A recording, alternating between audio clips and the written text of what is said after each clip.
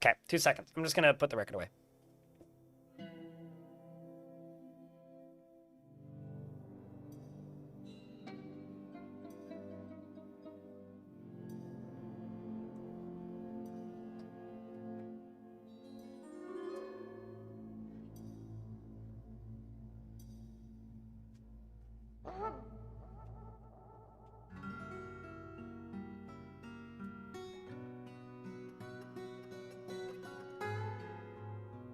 I'm trying to think of like a horny joke that involves firmware updates, and I just clearly need a new patch for this. Because it's like installing firmware updates for their wives. It's just like, babe, is that a patch note, or are you just breaking up with me?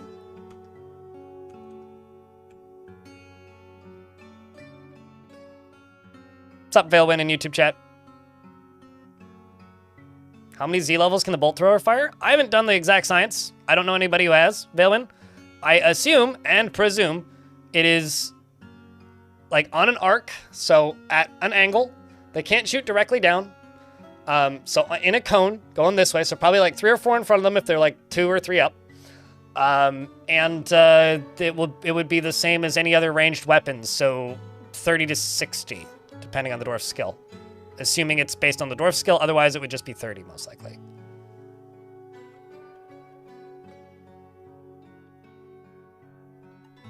No, what you should say, Cyberdud, is she keeps his firmware firm.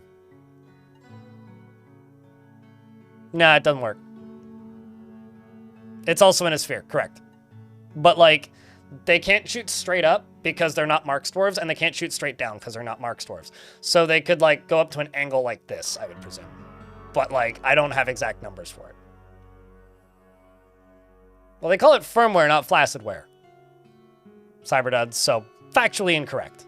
We did, to be fair, Speller, we did start the new fort last week. So we are first migrant wave in, or I think it's 2 migrant waves in. It's like half a year. Little over half a year. Actually, maybe closer to a year. And there was 1 siege, which was very small, but it's still a very young fort. Gonna break your rim shots at this point? You have personal rim shots? Your neighbors must love you. Imagine just like, okay, so I presume that you're at work when you're typing, Cyberdud. Like, you're just like in a Zoom call, like remoting into work, and they're just like, why is there a snare drum? And you're like, I need this. It gets me through the day. Ta-dum.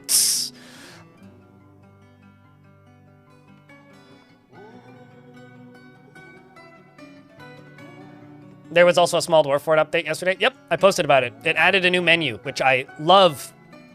Because it was... So I felt very seen, which I realize is like a very silly thing for like streamer and YouTuber to say. Because I've been basically begging... Not gonna say begging. Wish casting a menu where I could like turn all of the like siege weapons on and off. And I got a DM from Tard the other day, basically like talking about enemy AI and their behaviors and like the fortress that we lost last week. And then after that, like the patch came out, and it included that, and I'm just like, it's for me. Yeah, I manifested a menu into existence. The ogres are like fucking scary. Like what in the shit? Like, golly gee almighty.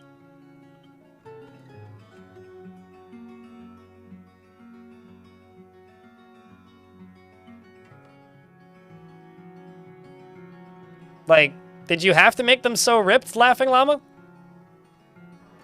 Someone mod in Shrek. It's been done. It's just like that one mod that turns all of the Spongemen into, It's the one mod that turns all the Spongemen into SpongeBobs. Also this menu. Look at this! You've got all siege engines. Training, just load, fire at will. My heart. I'm so happy.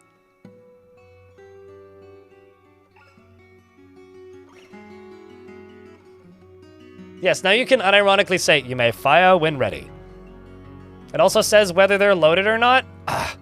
And whether or not there's an operator present. It's good stuff, man.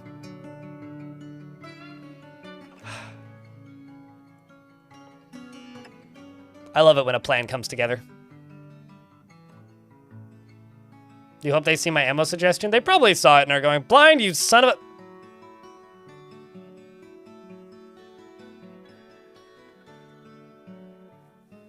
But I already set them to pun. It's too late. We're locked and loaded. I can't unlock it. Suited Giraffe, please send help.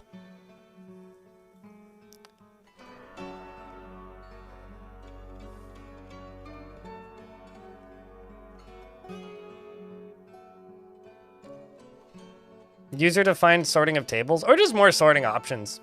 Like, I kind of doubt you'll ever get, well, not without TF-Hack, get user-defined stuff, but... It would be really cool if we could group those siege weapons into different groups. Be like, front wall, on, off, you know? At least some sorting options? Sure, absolutely. I mean, I feel like all of the sorting options that already exist could be better, but the ones that we have, I'm just happy they exist, you know? Same with like the search menus. It's like, yeah, they could all be better, but I'm also just happy that we have some. We're a goblin raid that had a demon master with it. We're just bashing their head against an artifact door and not trying to mine anywhere else. Oh, so artifact doors still work as intended. Excellent. You know what's great about this patch, Romanoid? Artifact doors have regained their prior value. Because for really, I guess, like, since Premium launched, artifact doors kind of lost their value to an extent. Like, they weren't nearly as valuable because, like, well, no doors could really be knocked down by most foes. Like, only certain foes could knock down doors. And now you can do that. As far as firing groups go, Cyberdud, if you rename them, you can make your own firing groups, but you still need to manually click them. You just can't, there's no like on and off, but like if you want better grouping in that menu, you can rename them. So you can be like top wall 1, top wall 2, top wall 3, etc.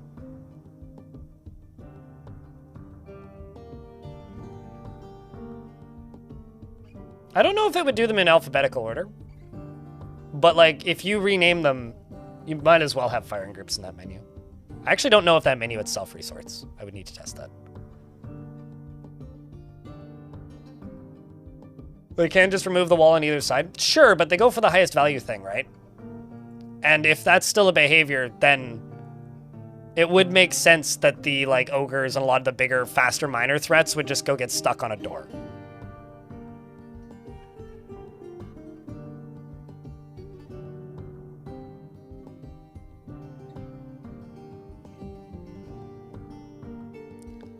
Probably it's in internal identifier order like other lists. A lot of the lists in Dwarf Fortress are just in order of appearance, with the most recent being at the bottom, which is a bit of a pain in the ass because, like, as an example with the justice screen, the most recent crime is at the bottom, and the most recent interrogation is at the bottom. So if you're doing a lot of interrogating, you have to scroll down like 50 pages, which kind of blows.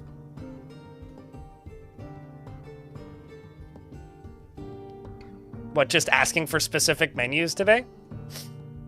I'm just amazed how quickly that menu showed up. I mean, like, I realize it's just it's the same UX as the, what's it called? It's the same user interface as, how do I word this? The kitchen menu. So it was probably a pretty quick repurpose.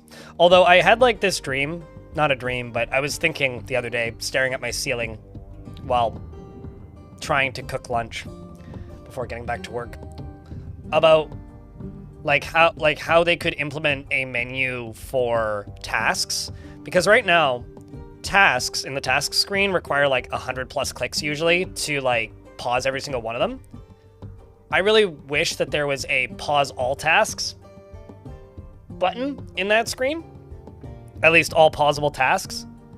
And what you could do is you could add a button to burrows so that when you enable the burrow, it also pauses all tasks. which would probably fix most people's annoyance with burrows. Because right now, with burrows, if you turn on a burrow, it doesn't cancel any jobs. So jobs that like have already started will finish, including like gathering webs or pick up equipment or things that happen outside of the burrow, unless you go into the tasks screen and manually remove them, which like is kind of annoying to do. And I mean, the vast majority of the people who play this game don't know that you can do that even in the first place. And it would be really nice if there was a button to pause all tasks in the burrows on-off screen, because that's basically what the civilian alert does in DF Hack. It's a bit more strict in DF Hack, but it's essentially what the civilian alert is it pauses all active jobs.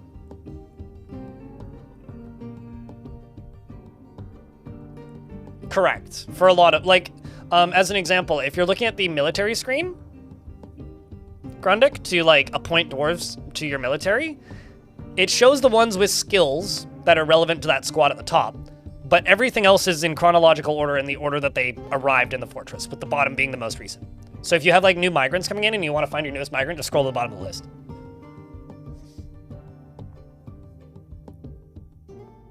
Oh, like in Far Cry, the hit video game franchise Far Cry, where you go to the bulletin board. City Giraffe. I gotcha. Wilmar, thank you very much for the 26th month. Holy shit.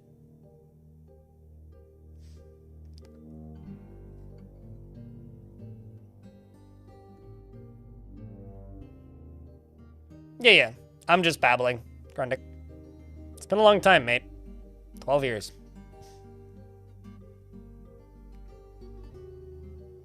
The bulletin board or Far Cry?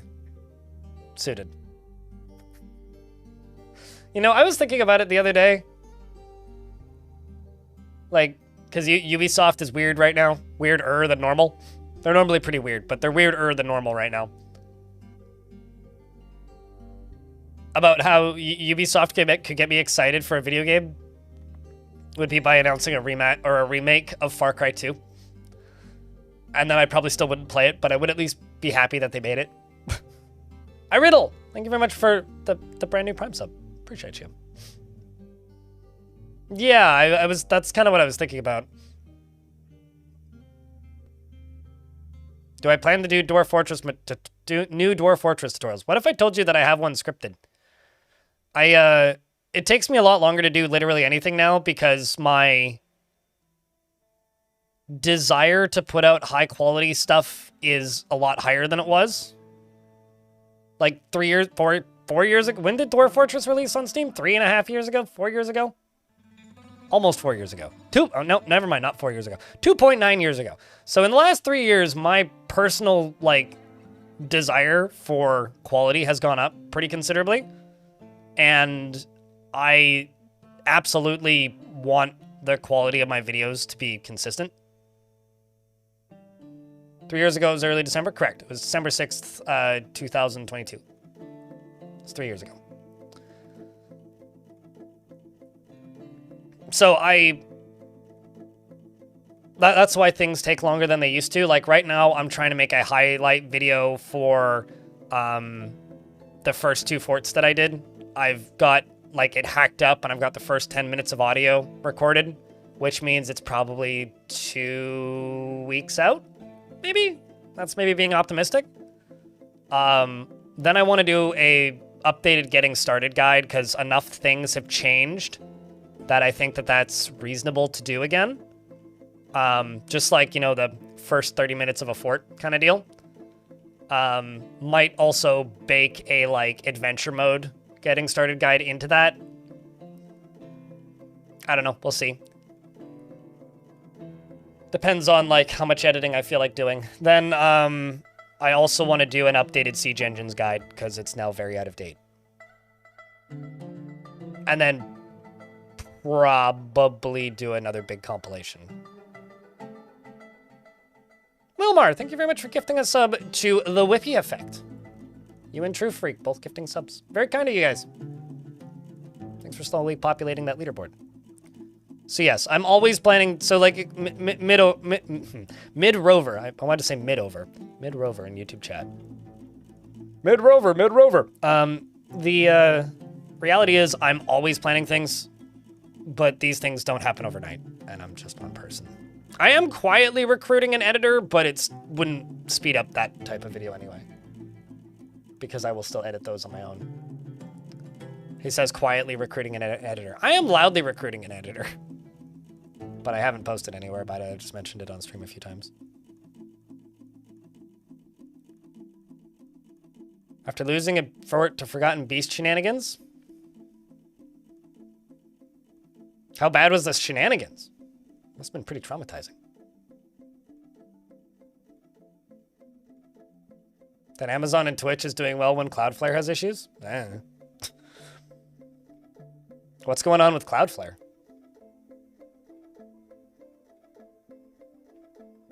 I'm an old man in dog years.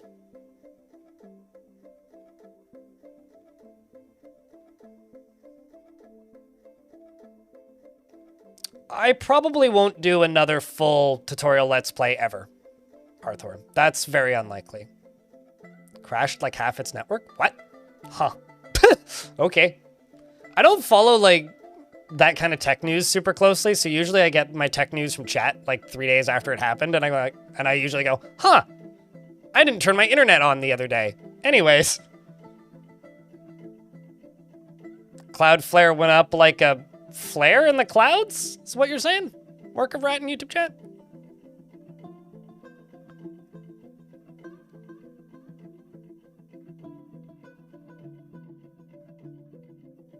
Because websites weren't working? I certainly did not notice. That's really funny. Hank the Viking.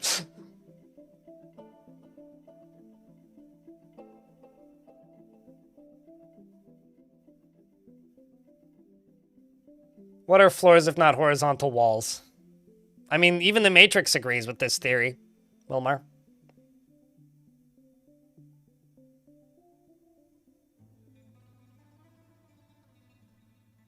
Hello, Atomic and Benjamin in YouTube chat.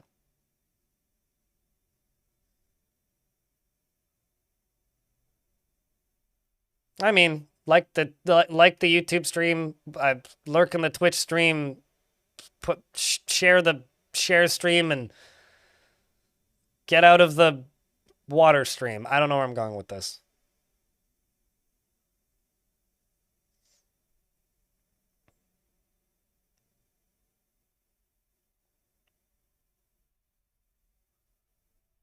Are you saying, like, heavy aquifer? No. Light aquifer? My last fort was, and they didn't dig. Much, if anything. But that's mostly because, like, they were just able to get into the fort, so it's a bit of a moot point. Although, I'm going to try and put lava under my fort in the current one, so we'll see how it goes.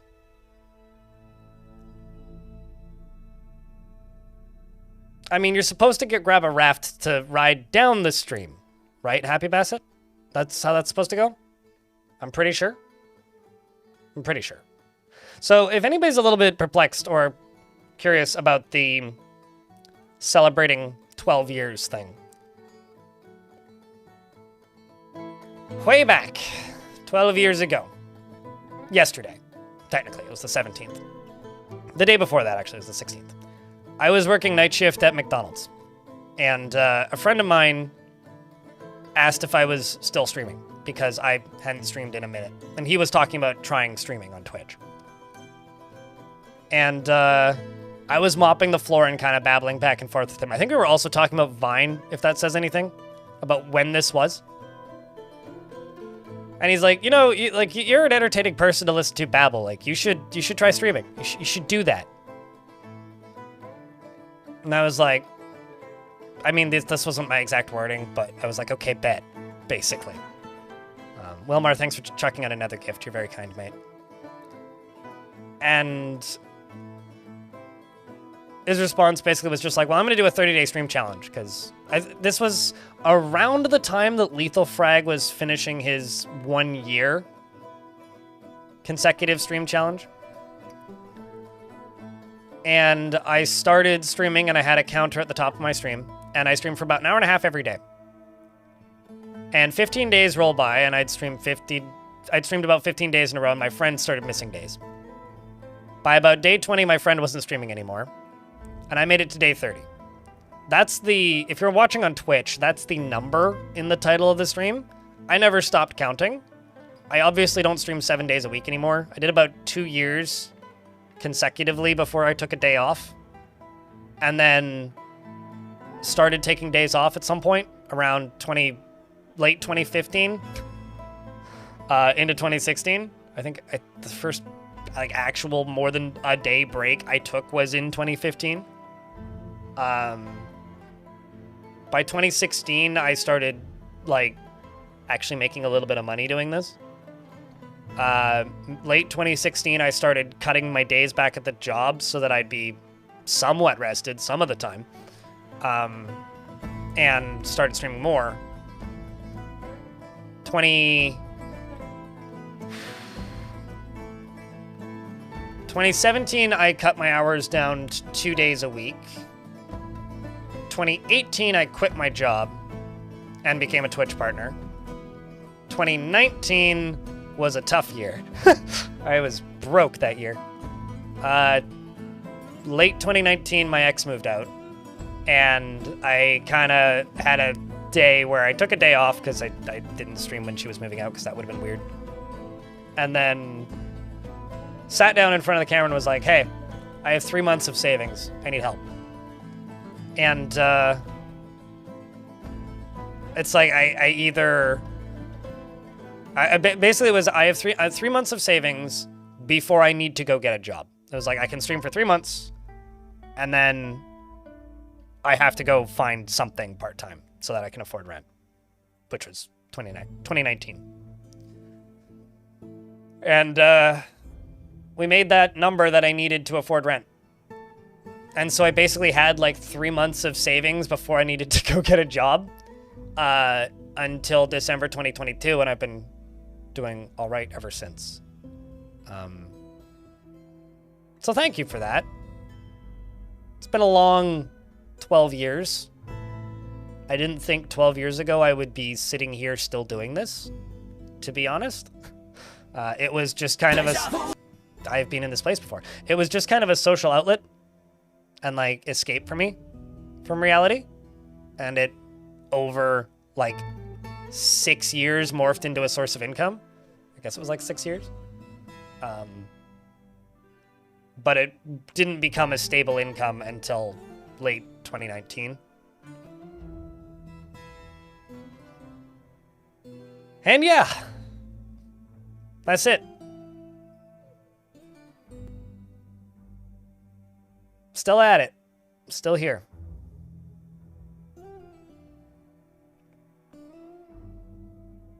Still here. Cheers, chat. Raging Cave, thanks for the 5-pack. That's very kind of you. Shark Jumping Walrus cheered the 90 bits, which is where the deja vu came from. So if you cheer 90 bits, you'll get a deja vu. Wilmer, thanks for the $1. Appreciate you. Look at you filling up those leaderboards. Yeah, I don't know if it's something that people should say congrats for. It's weird for me because it's I feel like just about everybody I know at this point has either encountered live streams at some point or has tried doing it at some point. At least people that I know through the internet. And even some family members. I mean, fuck, my cousin did it for 2 years almost. And so to me, it's just a very normal thing, I guess. But in reality, I think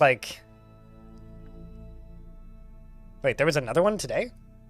I know there was one yesterday. Was there another one today? Fixed happiness sorting, fixed animal domestication status sorting. So 2 sorting screen updates. I mean, I made a video on the one yesterday. Not really much to say. There's only 2 notes in it.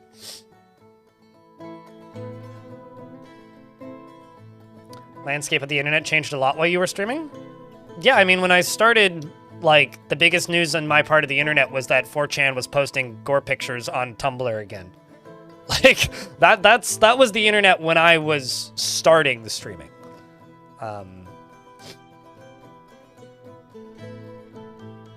Well, I mean, Tibe, if you type in exclamation point tickets, or no, not exclamation point tickets. If you type in exclamation Congrats point that you're still here. tickets, now I'm going to sleep back off to YouTube you'll to see how many watch. hours you have in my stream. If I type in exclamation point tickets, that's how many hours I have in my stream, which is actually 20,078 hours.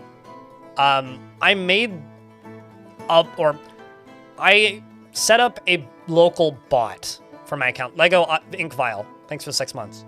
I set up a local bot back in 2016. So this was like 2 years in to streaming already. A little more than that, like technically a little more than that, because I streamed a bit before I started the 30-day streaming challenge 12 years ago. But that's the amount of hours. And that is tracked when my stream is online. So it's the amount of time that I sit here with OBS running is just over 20,000 hours. I didn't actually know that was above 20,000. That's wild. That's crazy.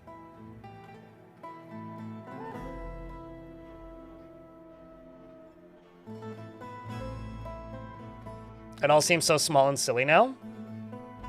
You slightly overslept? I wonder why. Speaking of oversleeping, I slept in a sleeping bag on my bed last night because I did laundry yesterday and apparently my blankets weren't dry. I thought that they would be done drying by like 1 in the morning, but they weren't. So I hung them up at like 11 a.m. So they're mostly dry now.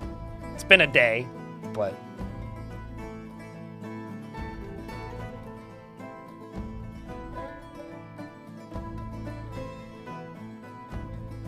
I mean, when I started Long Death, I was in a bad spot, Wilmar. And I appreciate that, mate.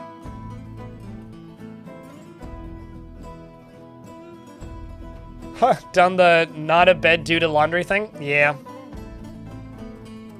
Does it affect anything? You have a road on your map? It doesn't affect anything gameplay-wise, no. There's just going to be a road on your map.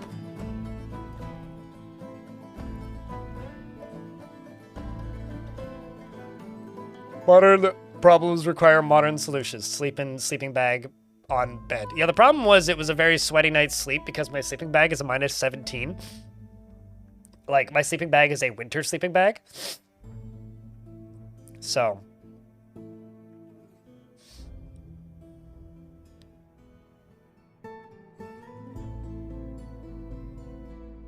It takes a lot to juggle streaming for 8+ hours most days, plus recording and editing, plus doing all your real-life non-streaming stuff. I mean, I tell people that I work about 60 hours a week, most weeks, because I put about 20 hours into YouTube every week, plus, like, 30 to 40 hours of streams per week. Sleep in the fridge, then. I know that I've complained about having a fridge that's too large, but how big do you think my fridge is? It's not like it's a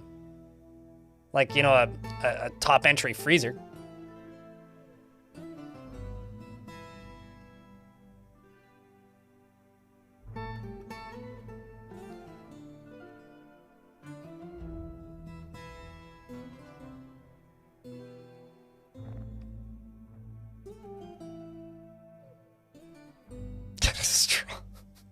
A snorkel, you know? You have to sleep in the fridge with a snorkel. Sleeping bags are so comfy, TBH.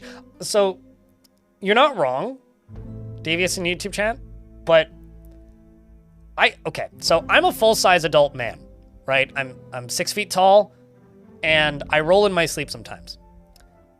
I sleep on a twin XL bed, which is long enough for me, but it's not very wide. It's like, I actually don't know how wide a twin XL bed is, but it's like not even a meter wide. Twin XL mattress dimensions. Internet, please. 38 inches wide and 80 inches long. Yeah, that seems right. So that's what? 96 centimeters? Yeah, 96 centimeters. Wilmar, thanks for checking out another gift. It's very kind of you. So, I almost slipped off my bed like 2 or 3 times last night because my sleeping bag's pretty slippery. And, like, I got a very smooth surface. This little Sea to Summit bag. And, so it was almost a very thunk sleep. I should get a big-ass bed. With what space? I mean, like, here, I'll show you my room. Check this out. This is not a first-time bedroom reveal, but... It's right there. It's like, yeah, oops, no, cable not long enough. There we go. That's my bed. So, like, yeah, I could get something that would fill all the way up to this desk here.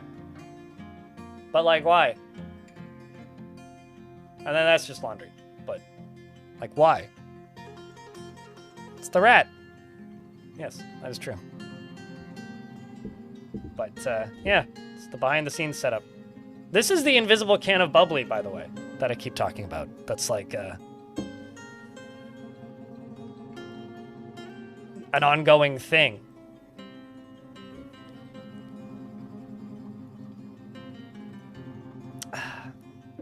Gotta love the shaky cam. I'm probably making everybody ill. So yeah, if I'm a little bit, what's the word? If I'm a little bit sentimental today, that's probably why. I feel like I've done enough big sales on subs and stuff recently that I should wait like a couple weeks before I do another one. So we're not doing anything like super fancy today. Yes, new small patch, Alan. New small patch. Which we'll have to look at in a moment. Actually, I don't think I need to restart game. Yeah, I'm on the right version, sweet. But, what I will say is this.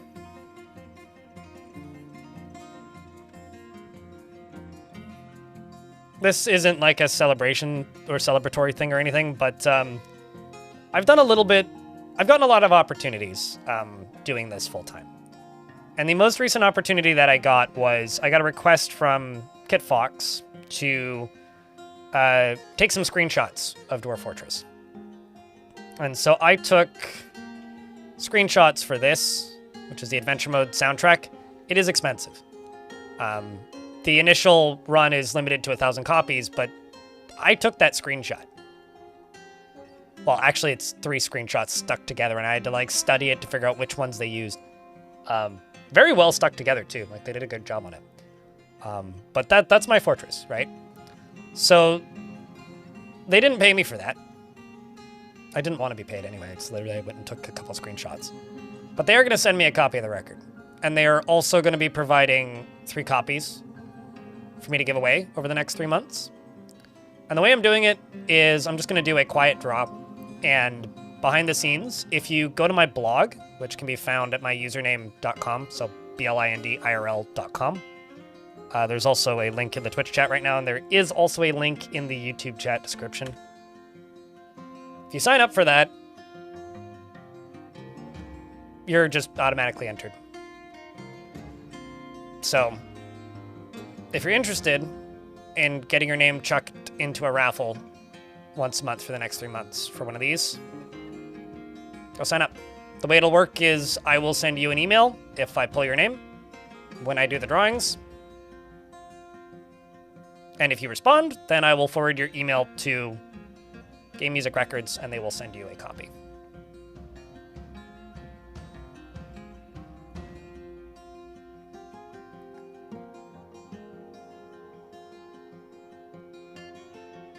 It's also on Bandcamp, of course, if you just want to get it there. But I will just chuck a link to the record in the chat for anybody who is interested. Yeah, they do overseas shipping. I mean, you can also just buy it overseas, but it's expensive. Like, I told them, like, I don't order... Like, I'm somebody who buys records, right? Like, I start all of my streams off with records. I literally have a record player, like, right there.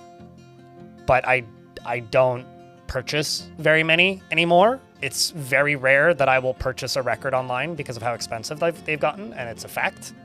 Like, it's one of those hobbies that's been hit by some massive inflation recently. Like just a couple of years ago, I could buy a record for 18 euros, probably from the same people, and it would cost me 12 bucks shipping. And now it's like, you're lucky if you can get a record for under like $50 US. And then shipping is usually in the upwards of $30, which in Canada ends up landing you like $100+ to ship a record to your house. Is it possible to send me gifts? Please don't send me gifts. I don't need you to send me gifts. That's one of the reasons why I've always avoided making a P.O. box or something. If you want to gift me something, there's links to tip me money or purchase merch or gift people subscriptions. Don't send me things.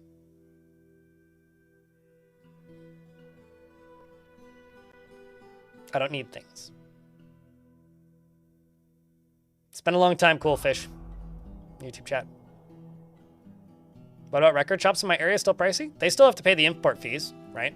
So like, if you rewind like 2 to 5 years, a new record at a record store in Canada, probably $30. Now they're like 35 to 60, depending on the record and how recent it is and the quality of the pressing, because they still have to pay the import fees, right? So in the case of buying stuff online, like you used to pay like, actually, I'll give you a good example. When I first started buying records, and I started buying records for bands I liked. Uh-oh, you might be in an ad. Are you in an ad, Frisco? Just say no and I'll keep talking, but if you are in an ad, then I'll wait.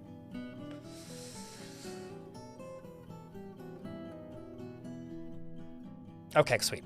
So like, if you, like, I used to buy records at shows, right? And I got pretty used to records at shows being $30 Canadian. Which, like, that's fair. You know, you're buying, like, band merchandise at a show. They have to carry it from show to show. So, like, it's going to be expensive. I recently saw the Psychedelic Porn Crumpets in Vancouver a couple weeks ago. And they just put out a new album. And I own almost all of their records on wax because I've just kind of bought them as they've come out. And I really, really like their music. And I really want that new album. But on their store, it's like $40 US. And it's like $48 US shipping. So I was like, fuck. Okay, maybe I'll buy it at the show. It's $80 at the show. Like, we no longer live in a world where, like, the records hobby for buying new records is, like, affordable. It's like, I really need to think about, like, I can't just impulse buy a record anymore because I like the band. It has to be something that I'm going to listen to. Called Squeaky Feet. There's a trillion bands that I listen to and a trillion bands that I like, so if you link them in the music room, maybe I'll listen to them, maybe I won't. You got a 3-second ad? Damn, bargain. Want to see Slowdive again? Hell yeah! Slowdive's so good.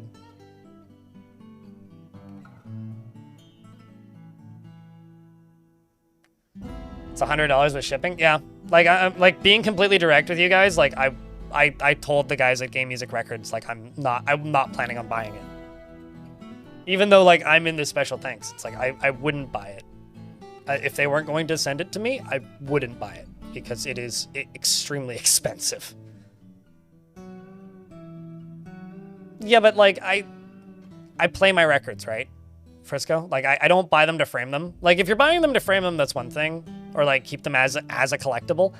I'm not that kind of person. If I'm buying a record, I'm going to listen to it, and that's what I'm purchasing it for. That is the reason for the purchase and the entire logic behind it. But let's play some Dwarf Fortress, people. I've babbled for long enough. I got a little bit what's up, Mocality? I got a little bit sentimental for a minute there and lost track of time. But thanks everybody for tuning in so far today. Thanks for the gifts and the bits and the primes and the well wishes and YouTube chat. Thanks for tuning in. Don't forget to leave a like, YouTubes. New fort, let's go. So we did start this fort last week, but it's like not even a year in. So 2 seconds.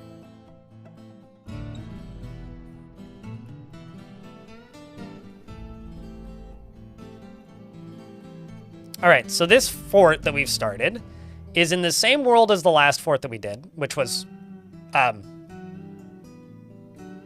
Trumpet Beans.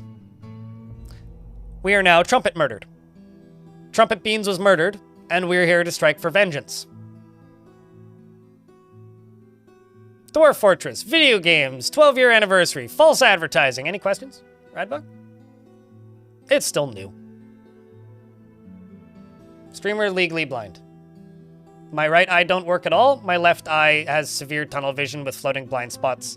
I have what's called coloboma of the iris and coloboma of the retina in both eyes. It severely affected my right eye and minorly affected my left eye. If it severely affected both eyes, I would be completely blind. Which is actually like kind of the wild thing about me is the fact that one of my eyes works. So we've been busy, but the fortress is still very small. Fishbone freak. You have a bone carver, jeweler. I don't even know what I have a gem cutter. I also have a clother. I have a glass maker. I don't know, just pick one. Go for what you like. Good old fishbone. That is what I said. Coloboma.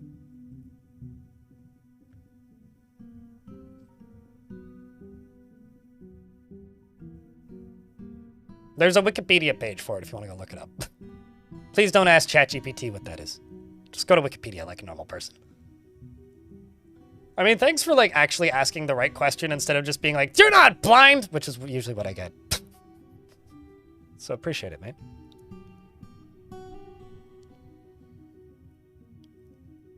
For whatever it's worth, in my entire life, I've met one other person who has what I have with their eyes. We literally got that, like, last Friday on stream. Hugler, if somebody popped in and said that, and I was like, well, that's a very cunty thing to say. But, you know. It is! You want the gem cutter works? Fishbone for the name? Got it. You are the second most pissed off person in the fort. And honestly, I don't blame you. So, this fort is little under a year old. We've already had one siege. We got attacked by zombies. Actually, little over a year old, sorry. We got attacked by necromancers. They locked the fort in for a whole month. And after a lot of finagling, I was able to get rid of them. But this is the fortress as it currently sits.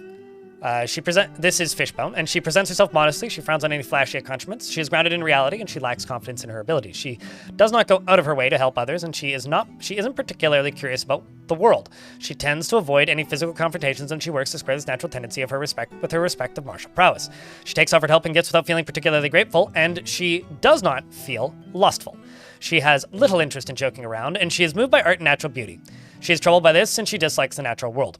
She becomes very focused during conversations when she's trying to remember something, and she shakes her finger up and down when she's trying to remember something. She always takes a deep breath whenever she's surprised. She needs alcohol to get through the working day. She personally values artwork and considers craftsmanship to be relatively worthless, and does not care about fairness.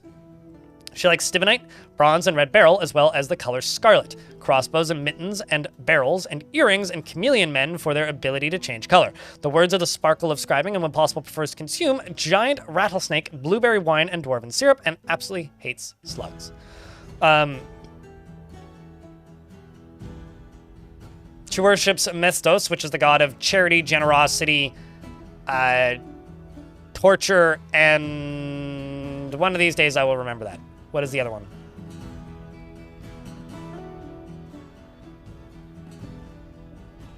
Sacrifice. Torture, generosity, charity, and sacrifice. Which 17 of the 19 dwarves here worship. Very popular god. Anyway, as you can tell, our fortress is a shithole. We have nothing here. I tried building some rooms and then kind of gave up halfway through.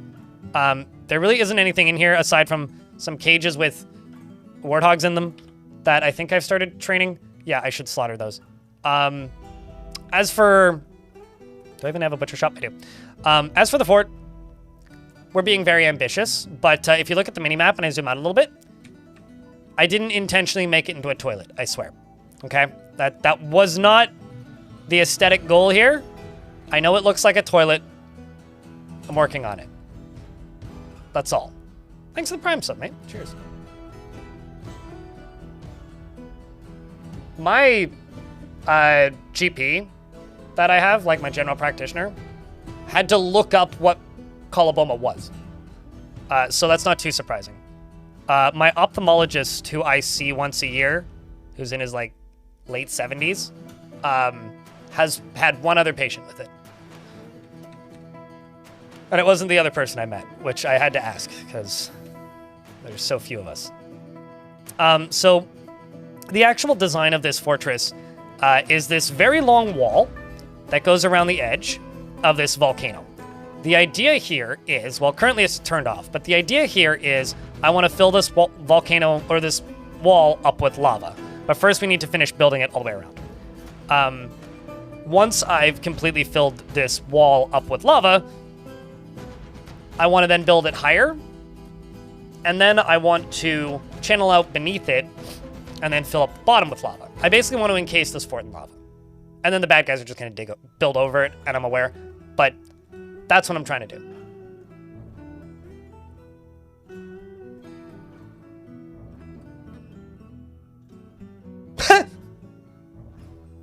I have a...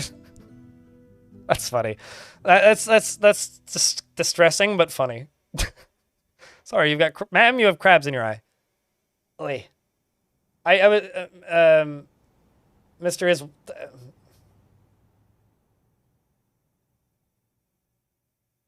I'm trying to figure out how to say your name. Mriswithe. But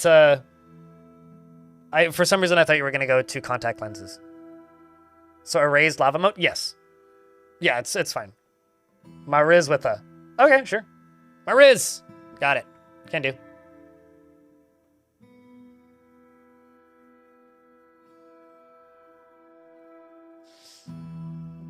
Minimize the attackers and how they approach the fort. This is such a good idea for build. I mean, that's kind of the theory running into this. So I've got a bunch of workshops over here just making blocks. I've got a bunch more workshops down here also making blocks.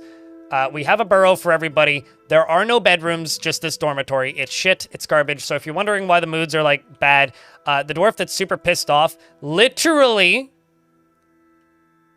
is a talented pump operator because she sat at the top of this volcano pumping lava into this tube while a bunch of zombies ran around on the ground and didn't realize that she was up there, filling up the wall with lava to try and keep them out, while the rest of the dwarves were locked inside somewhere. And I kind of hope that this would burn out. So I'm going to actually just extinguish this because this has been burning for like a year. I don't think a pineapple leaf is supposed to burn indefinitely, so maybe pineapple leaves just burn forever. I'm not actually sure. Anyway, that doesn't seem to be working as intended, so I'm just going to stop it from burning because it's been burning for a while. So this fortress is garbage, I'm aware, but we're working on it. The population is currently Vivid, the Daggett, Glass Half Empty, Geotrack, Television, Gaia, T-Dog, Fishbone, Really Swifty, and Ilmirin. As far as the world, this is the same world as the last fort, which is this pile of rubble up here on the top left corner.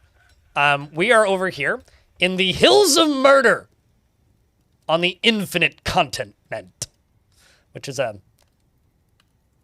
great name for a volcano, the Hills of Murder. We're still playing as the Lance of Men. We are now the Song of Wind. That is our fortress. And we have one caged invader on the map who I'm going to expunge into the volcano. Very small amount of pets and such. Couple pause tasks, which I'm going to unpause. And yeah, so the thing that was recently added to the game is this. This was added yesterday. This is a Siege Engines menu, which we'll have to explore a little bit later. We do have magma forging set up. This fortress sucks. I'm going to try and fix it a little bit by just simply getting rid of all this. And, yeah, that's where we're currently sitting. This is the fort. Any questions? Need the windbreaker. And it has to be, like, a robe, right? Morning, Forniomax. A bit prematurely. It was released before it was ready because I needed to, deal with some zombies that were trying to break in. It was a bit scary. It was, in fact, a little bit scary. But this right here is supposed to be a bridge over top of the lava, but obviously it's not done yet, so.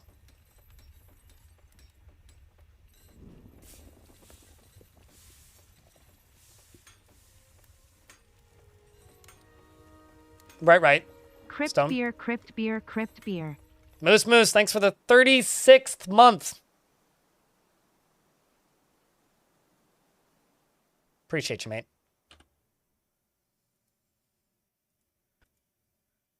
So yeah, the initial chunk of today is going to be a whole lot of making blocks out of lava-safe materials and doing my damnedest to get these boulders right here turned into bricks for this wall so that we can fill this moat up with lava and then actually build a fortress for these poor bloody dwarves. They are not submerged in lava. Well, there was lava around them, but they're made out of lava-safe materials, so it's fine. Basically, like, nothing of value was burned up, because Gabbro doesn't get burned up in lava. But yes, they were submerged in lava for a bit. They're just not anymore.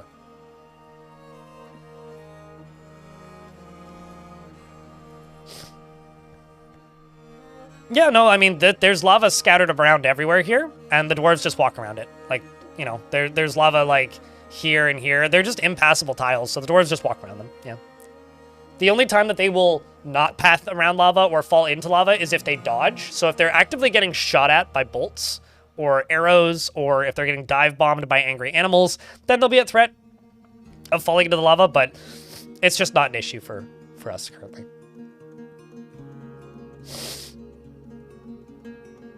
If you just bring a raw egg and sit on the floor, it's ready by lunch. Oh yeah, true, Jay. Yeah, or just like grab some bread dough and like stick it underground.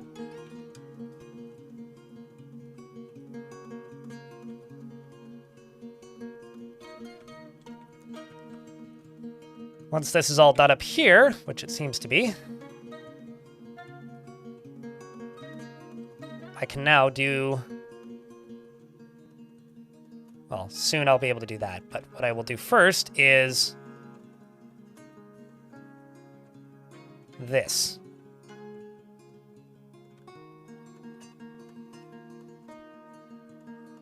It's not a trap, it's a defensive structure. Basically what I'm going to be doing is I'm going to be filling this wall up with lava so that it's harder for the enemy to get through it. That's what it is. It's not a trap per se, yet. It's basically just a very long lava reservoir that won't be possible to be broken down, because if you do, you'll just get covered in lava.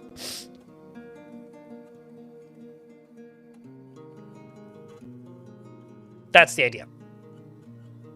And I'm going to make it expandable, and before I fill it up with lava fully, which it's not quite done yet, but I may actually block this off so that it drains a wee bit quicker. Actually,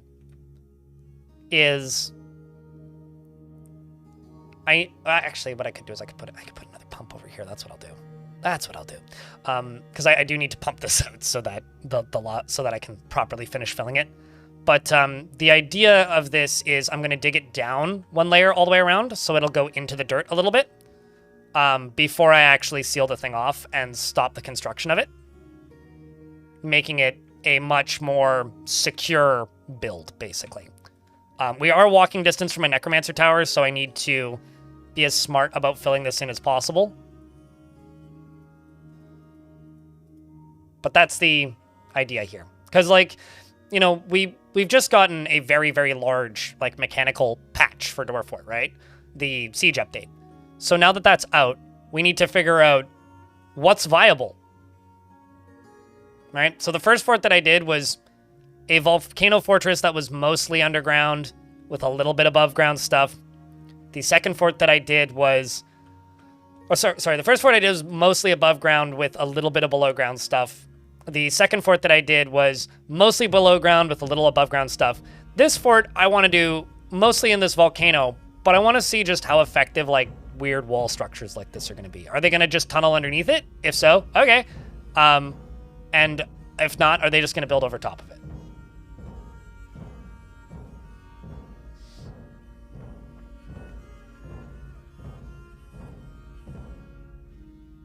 Bolt repeaters seem very viable. Oh, certainly.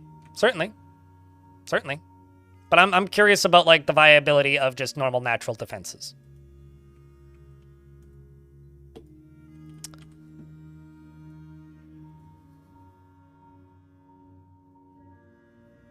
It's a trap!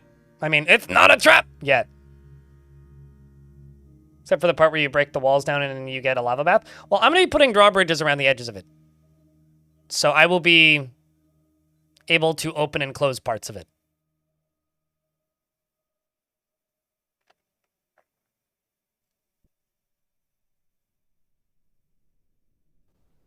You killed a dragon with 3 of those last night? Yeah. Yeah, I am of the opinion that the repeaters are too strong, but I'm also kind of expecting that the reason that they're so strong is we're going to get scarier enemies pretty soon, or things are going to get a rework. Because Tarn does have a thing on the roadmap, which is make Mega Beasts and Titans more interesting. It's like right next to the make Kobold attacks more interesting. So if they're making Titans more interesting, usually when they say interesting, they mean mean. So I'm kind of hoping that, like, dragons or giants or cyclopses are going to get, like, an update. Lil OP. Oh, no, they are. I really like the catapults, actually, because I don't have to worry. They're the one that I don't have to worry about making ammunition for, generally.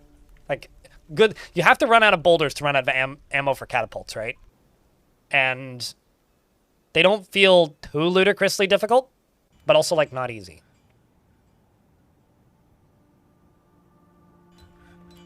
Well, that's what ranged combat is for, right? Like, in my opinion, in order for a game to function, Wretched Television, everything needs to have a hard, well, maybe not a hard, but, like, a counter, right? Like, every game like this especially needs a little bit of rock, paper, scissors. And Webbers are just named Mark, but also, Webbers are your reason to have ranged combat units, right? Like, I think that the fact that they can load so much ammo and fire so fast is just inherently a bit overpowered, Alan. But I don't disagree with that take. I think that ideally, for me, they would fire half the ammo in the same amount of time. Because, like, if I can take out an army of goblins with wooden bolts, that's a bit busted. So, yeah, I don't know. To me, Webbers have always just been the, yeah, that is why you need, like, defenses for, like, Webbers are the reason you need bolts or arrows, like that kind of defense. And so it makes sense to me. Can you take these siege engines with you when attacking? No, they're defensive siege engines, which is a little weird to call them siege engines. But no, they're not transportable at the moment. I think to me the only truly disappointing thing so far about this patch is that I can't capture the battering rams. Somebody mentioned that they want to put them on a pedestal as a decoration, and I'm like, yes! I too want to do that! Trophies of war! Let me tell you this, though, Wretched Television. Deadly Dust is stronger than web creatures, depending on the syndrome that they cause. And often is stronger than web creatures, and you also need bolts for those. Fire-breathing creatures are also extremely strong, and bolts are generally very effective against those as well. I always feel like a dick when I say this, but I'm going to say it anyway. It's a skill issue. They are absolutely defeatable. You are just using the wrong tool for the job. Especially in a world now where we have repeaters. If you're having problems with web spitters, just set up a couple bolt throwers at the entrance to your caverns, and when the Forgotten Beast shows up, assign 2 dwarves to your bolt throwers and sit back and relax and wait for the carnage to happen. Do I have a tip for getting past 50 dwarves in a fort? What tip are you looking for? Queen Lyrae. Are you asking for, like, how do you manage them, or how do you get to that population to begin with? I don't know what direction that's coming from, because I have a hard time not getting 50 plus dwarves in a fort. So I need to know what direction that question's coming from. I did not know. I'm not anywhere near as active on Discord as I probably should be, to be honest with you. Because, like, on my off days, I try to be off the computer more often than not.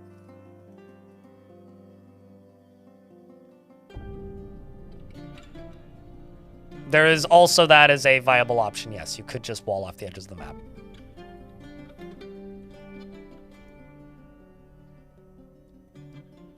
It's the amount of wealth exported from the fort, Vakrak, which is why you stop getting migrants if you aren't able to trade.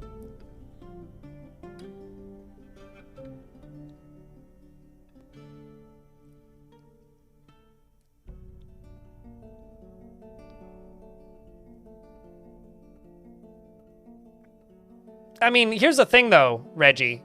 So Reggie in YouTube chat says, dragons are dangerous right up until you see an Axe Lord block his fire and casually lop his head off. I completely agree with that. But that means that you've also taken the time to train an Axe Lord, which means maybe you've earned that, like, shocking defeat. Because an Axe Lord is, like, the strongest a dwarf can get.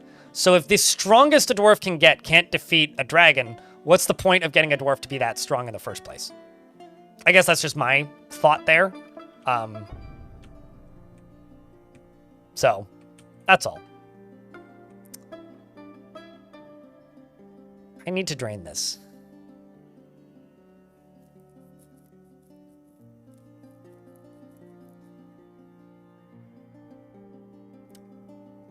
Because I built this kind of in a rush.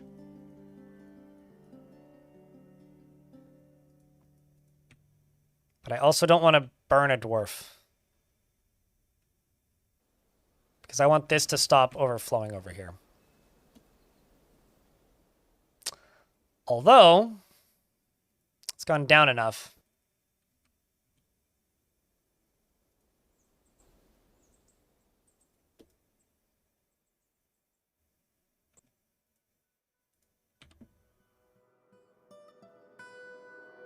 Everybody's sleeping and resting and socializing.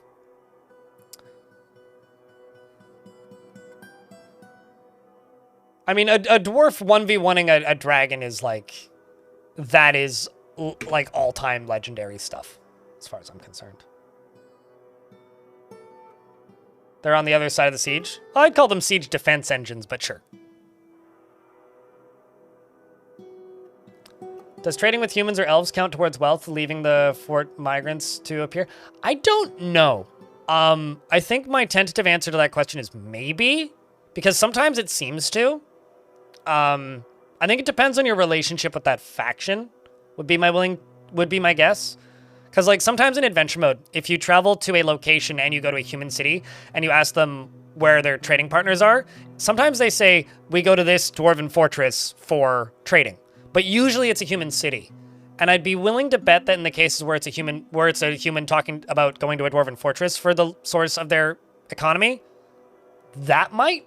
But outside of that, I don't think so. How do you get more visitors when you have a tavern? Be lucky and be somewhere public, and yeah, keep it public. But you have to kind of get lucky that there are visitors in the region. But I will note as an asterisk that it is possible to settle somewhere where there just isn't a lot of visitors. And if you settle somewhere that doesn't have many visitors, then you just won't get visitors.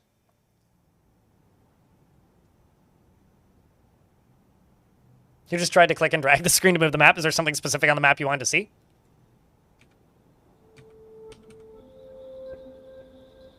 If so, let me know.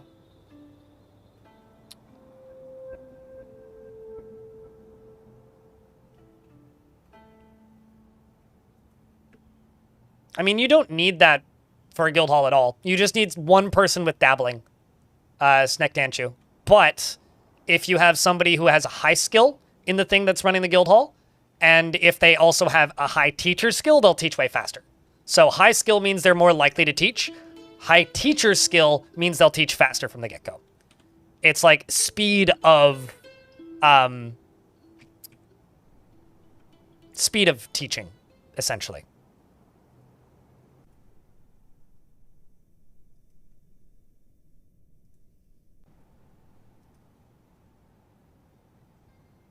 You don't assign dwarves to guild halls. Dwarves are like auto-assigned to guild halls based on their skills. So like a dwarf with skill in, I don't know, mining is more likely to go to a miners guild and teach mining to dwarves that are idling in the miners guild than a dwarf with no skill in mining, because they can't do it. And then while they're teaching, they learn skills in teaching, which is a slow process. Oh, can they just, like, not get out? I think they can just not get out. I've currently locked myself in the fort chat. If you settle your fort near a location with lots of mercenaries, could you get a mercenary visitors in your tavern? Yes, mercenary visitors are just like monster hunters or poets, except they can automatically be assigned to the military from the get-go. Whereas poets and monster hunters can't until they join the fort fully. But yeah. Trying to make a bunch of dabbling engravers, just like smooth half your fort. That'll do her.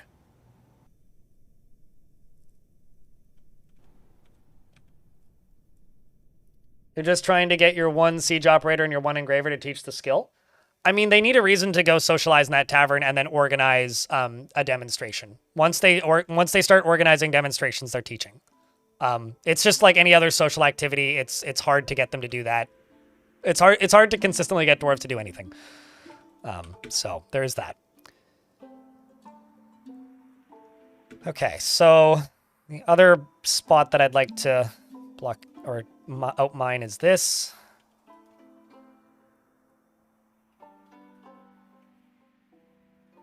Although I should just do subpriority number 1, so it'll get done quicker.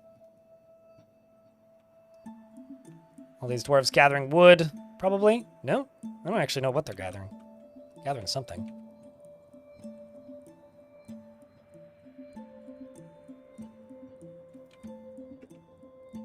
Let's go screw pump, Gabbro, and then I have nether cap, corkscrews, and pipe sections.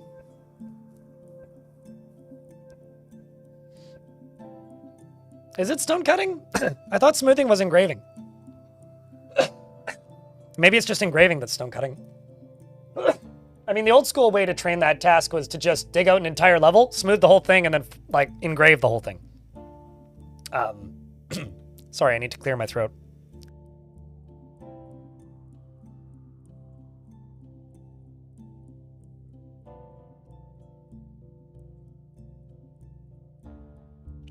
What are we up to with this fort, Cathode?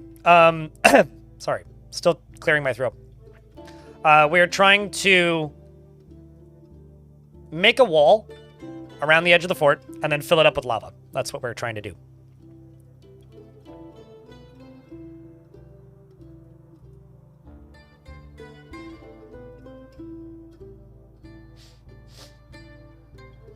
All right, then you are probably correct and I am wrong. That is most definitely the case then. Is it 5 across I did? Yes.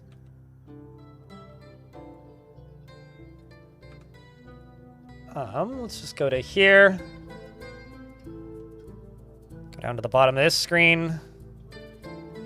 Rectile dimensions. I don't know why that's always defaulted to off still. Okay, so 6.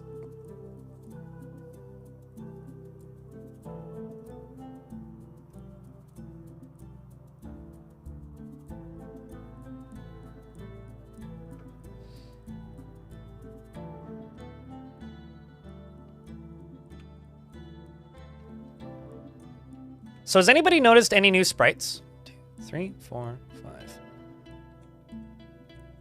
Because I'm actually really curious about that. You have? What? Yeah, I think I saw comments about the new liquids. If anybody has any screenshots, feel free to chuck them in my Discord because I'd love to see those.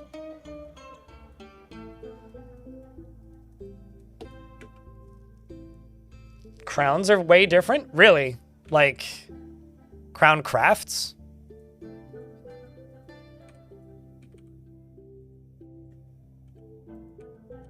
I know Laughing Llama was in the chat earlier, but they might be able to...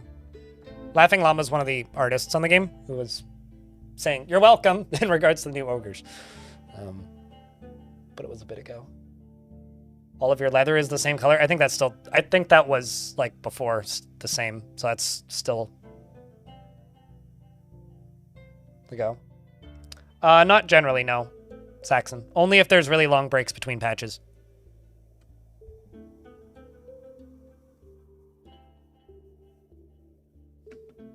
Wait. Leather colors got updated? Because if they're all gray... Hold up. Okay, so then this is probably like a, what do you call it? When you make a new world, they'll get color. Because that's the same as the Forgotten Beasts, where when they got color. That's cool. That's good to know. Yeah, crowns do look quite different. What? Huh. Interesting. It's never going to be possible to be completely caught up on the New World stuff.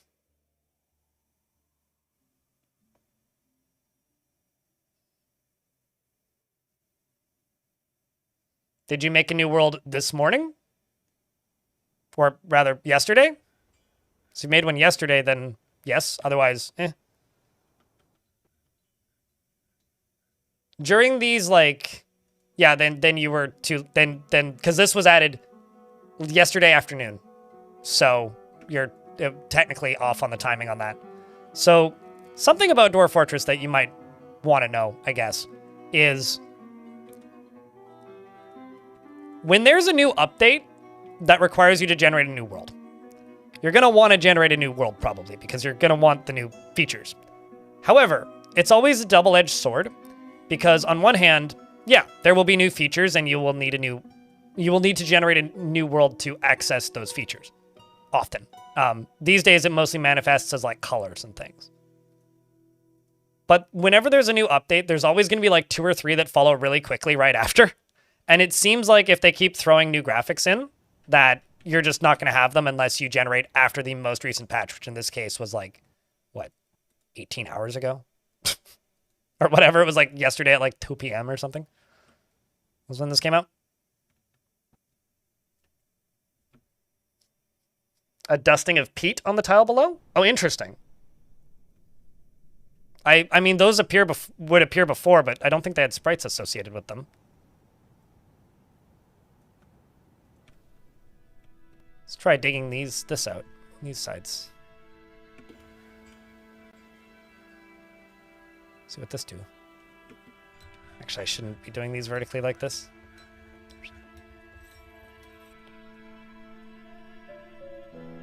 I do want to dig this up a layer eventually, but it's easier to just do it this way.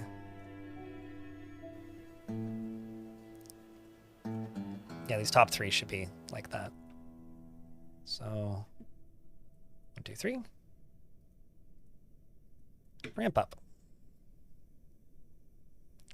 Grab a pump and pump it. Schaefer pattern. Or just dig down and go to the caverns. That water will be usable. As long as you don't soil it.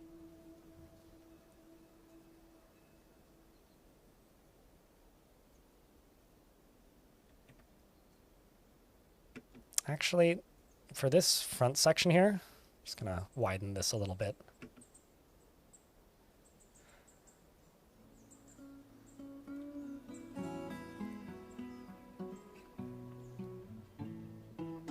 But yeah, putting it through a pump makes it into regular water. There used to be some other ways historically to do it, but I've had mixed results as time has gone on with making it work consistently. I'm going to make rock mechanisms. I'm going to make them out of gabbro, which I have very few left. So let's go mine out some more gabbro.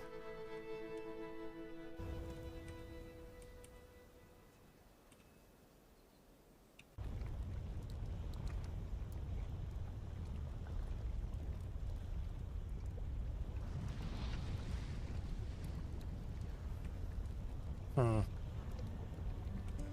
of made this unnecessarily difficult for me.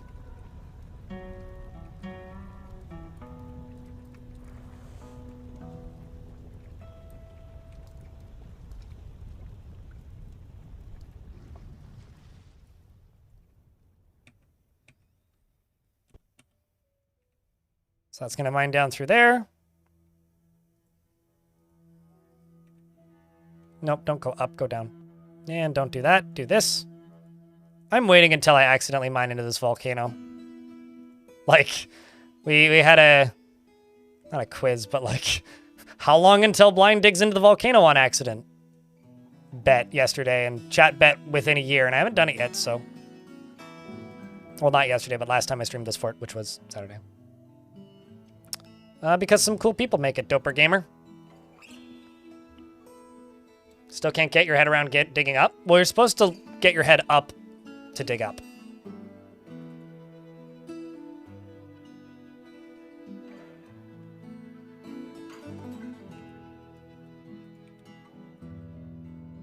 Okay, so let's go up to here.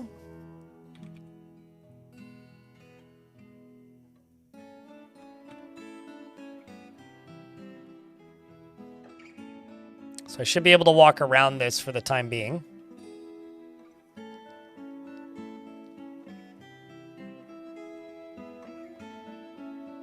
Thanks, Ashrat Studios.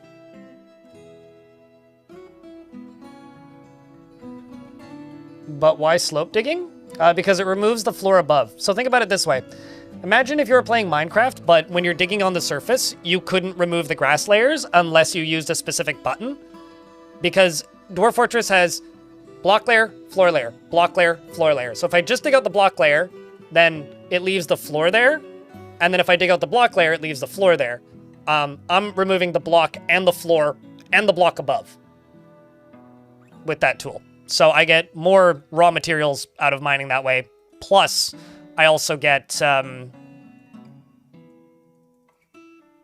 what's the word? I get more raw materials plus additional space, more or less.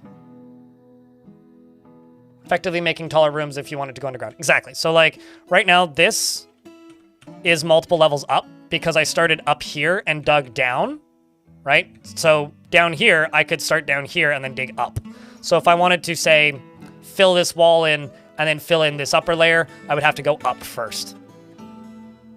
So I'm gonna need north, south, east, west, yes. For my outer walls and the drawbridges.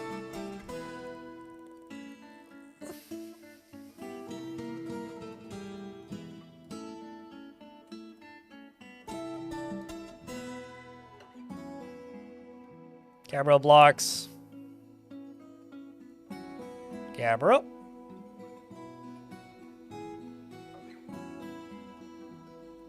And there. And then this one is last.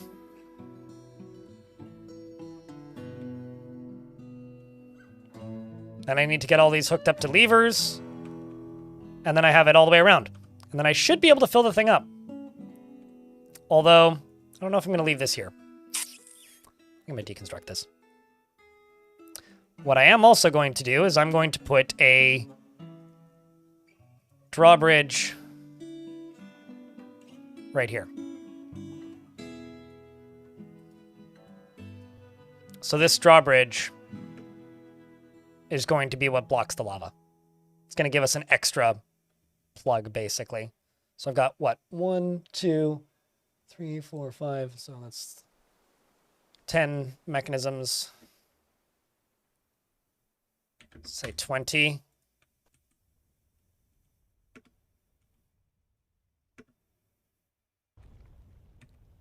We're getting more Gabbro from over here.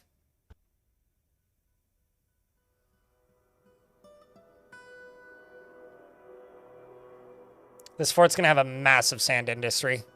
We've got sand everywhere and lava everywhere, but I'm just using the rocks because they're here and they're convenient.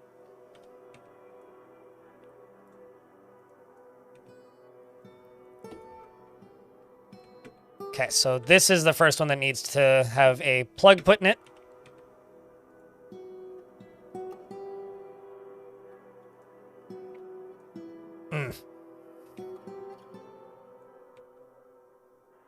I need to move this mechanism shop or mechanic shop closer to where the boulders are, I think. Whoa, there's a very angry warthog out here. Just running by really quick. Saw him go flying past. Are they going to climb or break the wall? I don't know. We'll find out. I mean, that's why I'm doing this, is to find out. Like, people keep asking me questions about the Siege stuff, and all I can really say is, like, I had somebody ask why I haven't put out, like, a Street Siege strategies tutorial yet. It's like, well, I've had 2 forts and neither of them were successful, so I don't know if you necessarily want me, giving you strategies for your fort right now, because I don't know what the fuck I'm doing. Like, quite literally, no idea the hell I'm doing. Working on it. Yeah, exactly. It's a skill issue, actually.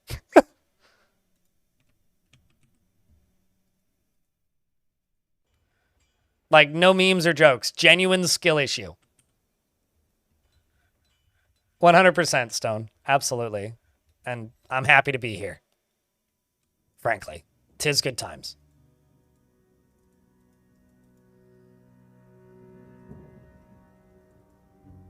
Let's get that finished.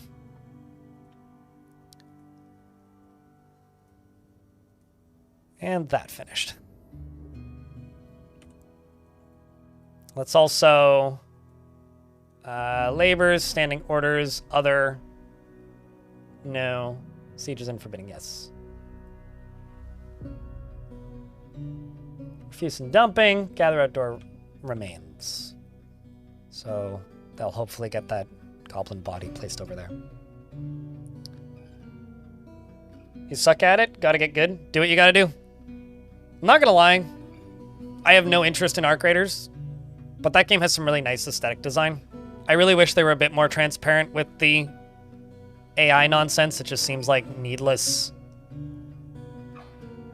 I don't know, waste of good PR. It's maybe the way I would put it, actually. At least that's how it feels.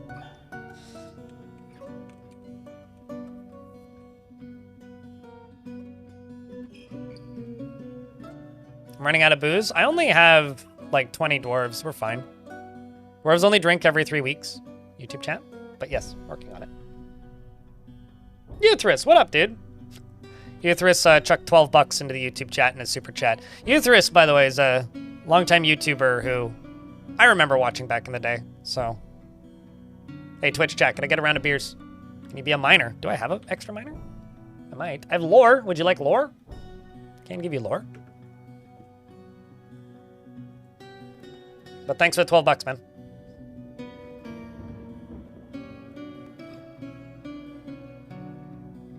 How to not defend against a siege. A story from a ghost. Jesus. In YouTube chat.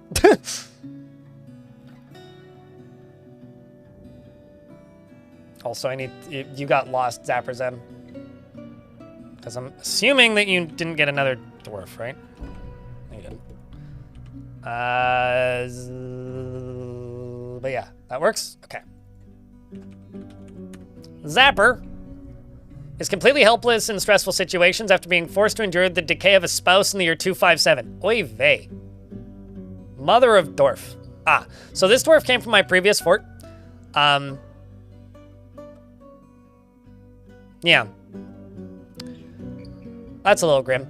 And has a calm demeanor and does not have a great aesthetic sensitivity, and he is conflicted by this as he values artwork and its creation. He doesn't tend to hold on to grievances, and he is rarely happy or enthusiastic. He is conflicted by this as he values parties and merrymaking in the abstract. He's not inherently proud of his talents and accomplishments, and he is somewhat quarrelsome, and he is bothered by this since he values friendship. He has a tendency to consider ideas and abstractions over practical applications, and he occasionally overindulges. He tends to consider what others think of him, and is currently more shameless. He is currently more rude, and he is confident, and he is currently less private. He's currently more thoughtless.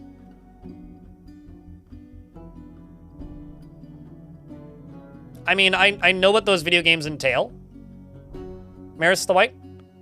Or, Hold on. I need to just like grab that pronunciation that you said of your name earlier. For whatever it's worth, I used to play a fuck ton of multiplayer games. I just learned as I've grown that I, as a person who doesn't see well, there's literally no reason for me to play multiplayer games because I have to play like 10 times more than anybody to get even remotely competent. But, you know, that's kind of like saying, you know, Dwarf Fortress is fun, but if you aren't ready to really dig into the mechanics, it will be disappointing. I don't think disappointing is a word I would use to describe that. Too much, maybe, sure. But disappointing makes it sound like it's not a good thing for what it is. Like, it's a really strange way to word that. 12 years, yeah, Rat. 12 years. 12 years since this idiot with much younger looking eyes decided to turn a stream on. So, no shit, I guess is what I'm trying to say. Thanks, Captain Obvious, would be the ruder way of saying it, but...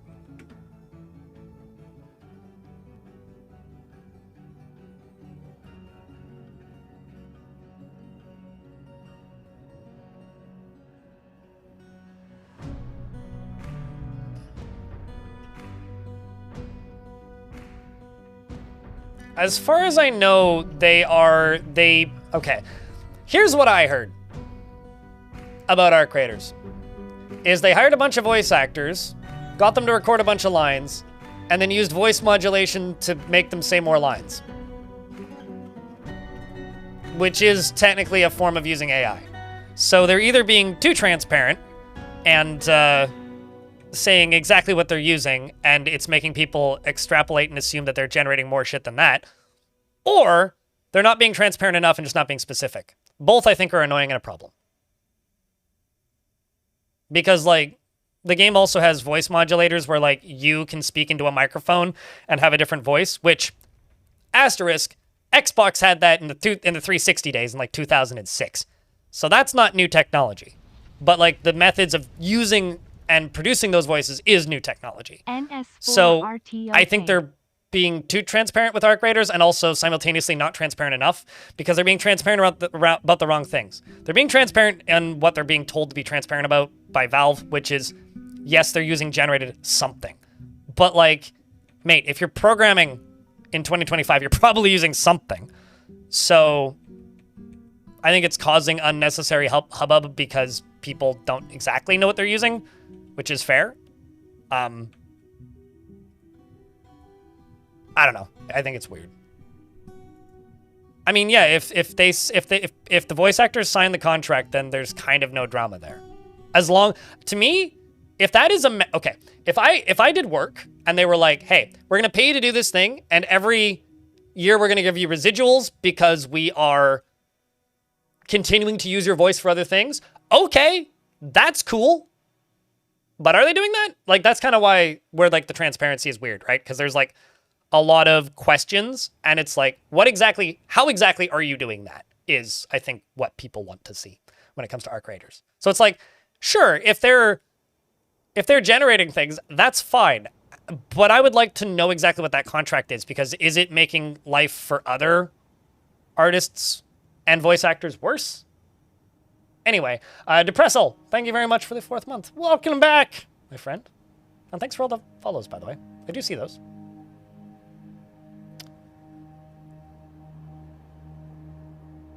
But yeah, Lockheed's right, in my opinion. It's kind of ironic for a game where humans fight machines. I mean, you're really enjoying Dwarf Fortress Siege update since the Siege update. It adds jeopardy to your designs if you're not watching streams of it. Yeah, and also, like, you know, if you just want to build a more sandboxy story for it, you can still do that by turning all the stuff off in Dwarf Fortress. What I really like about this update is that some people seem to really be, like, catching on with it and continuing to play after this update, which has me really excited for the future. I'm not going to lie. 2 months ago, I was really worried. It was a long, slow summer for me, and summer's always the slow season. Like, I've been doing this for a long time, as you may know at this point. It's not like I haven't said it.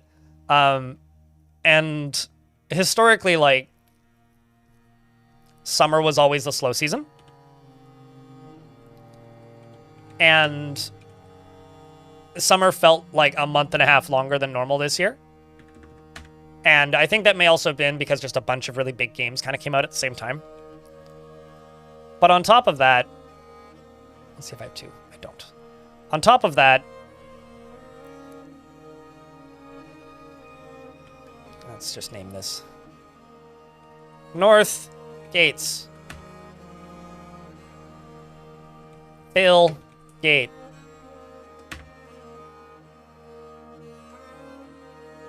But on top of that, I think that there just also hadn't been a big content patch for Dwarf Fortress in a really long time.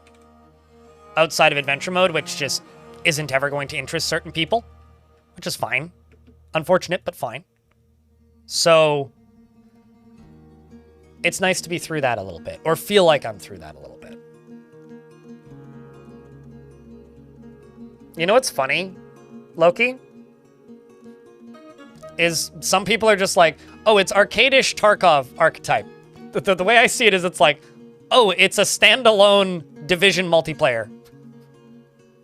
It's like, oh no, it's the Kane and Lynch multiplayer mode? Not really. Sorry, I'm just being a nerd right now. I think it's a big part of your frustration of games like Dwarf Fortress to no end, to even bigger extent Caves of Cud.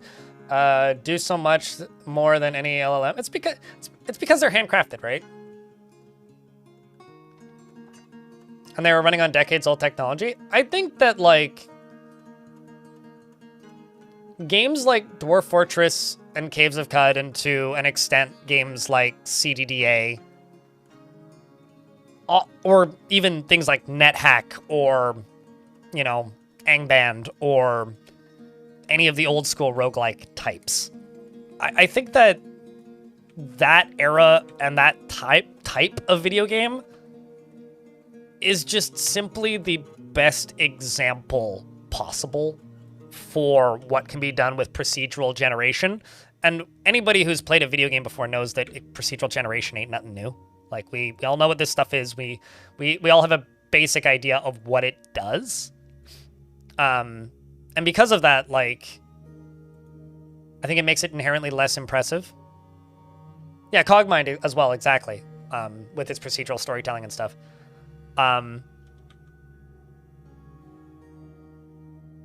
But, you know, I don't even know where I'm going with this. Did I ever play Ostronauts? I have played Ostronauts, but not since it first released into early access, and I immediately bounced off of it and then went, I will play that when it releases out of early access. And every time I've been, like, getting bored enough of Dwarf Fortress that I'm like, or far enough between patches of Dwarf Fortress where I'm like, I need something else for a bit, Dwarf Fortress updates, and then I don't go to Ostronauts. But I will play Ostronauts at some point. It is on the ever-growing, lengthy list of video games that I need to play at some point.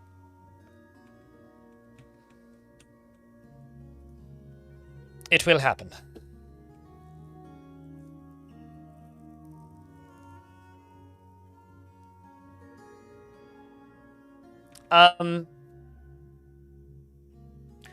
You know, it's funny because you are saying the same things that I think every single person I've ever spoken with has ever said about Adventure Mode, Lucky, which is just like, I want it to be more seamless.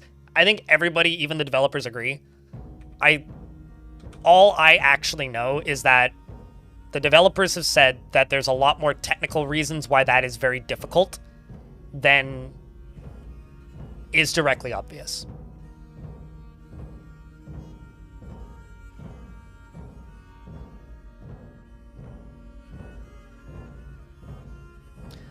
I mean, here's the thing, Mr. Death. I have nothing against AI theoretically. I have everything against the way it's implemented. It's the same with, like, cryptocurrency to an extent, even, for me. Where, like, on paper, the technology is fine. It's just how you use it. And if somebody wants to come up with a legitimate business case to use AI to supplement professional voice actors' work, I am fine with that on paper. It just simply depends how they're actually going about doing that paperwork, how they're actually paying people, how those contracts are set up. Are they predatory? Are they going to cause people to lose the rights to their voice? There's, you know, like, is this a reoccurring? Are artists, are actors signing a reoccurring license forever because that's freaky. If they're not, then what are they signing? And businesses are not necessarily at liberty to say, right? So like, if a company wants to license somebody's voice for use in a particular video game in an ongoing fashion, especially in a world where video games are updated perpetually and have reoccurring characters and expansions, on paper, I'm okay with that, assuming the contracts are fair. Like, that to me isn't a bad thing. It's just like, this is always a sticky one because it's like, using generative AI to generate ideas for mock-ups of things. On paper, I have about as much issue with that as like using memes as placeholder art. Like, programmer placeholder art has existed as long as programmers have existed. So on paper, again, I don't see a problem with that. I start to have problems with it if you're not employing concept artists. But if you're employing concept artists and say, all right, you have 90 minutes to come up with a concept for something and then draw it properly so that it looks more unique, so that it's actually unique instead of just like a generated thing, that I'm kind of okay with. Or like if they make in-house models using art that they themselves have drawn, that's also kind of okay with me because you can rapidly prototype faster than you would be able to if you're drawing stuff by hand. So it's kind of like a 3D printer in some weird abstract ways. I hate the way that it's filling the internet up with bullshit, but if like a company figures out a way to use something productively, I don't see an issue with that, technically. But you know, if some moron just goes into, I don't know, Claude and just goes, give me game where bird flung at castle with catapult. Debug. Make run. If somebody does that and then just like shits that onto Steam in a week, yeah, they can get fucked. For the same reason that like people who, you know, go out and just download a asset pack and a bunch of pre-built mini like starter frameworks for games from the Unity store and upload that doesn't function can get fucked. Like you're not making something, you are repurposing something that already existed for the sake of selling it and ripping people off, and that just sucks. So that's my take when it comes to ARC Raiders. They're being transparent, which is good. They're not being transparent enough about the right things. Because it leaves some people asking some dumb questions, which I think just like hurts the game's PR for no reason, because by all counts it seems like a perfectly fine game that people are enjoying. So that's all.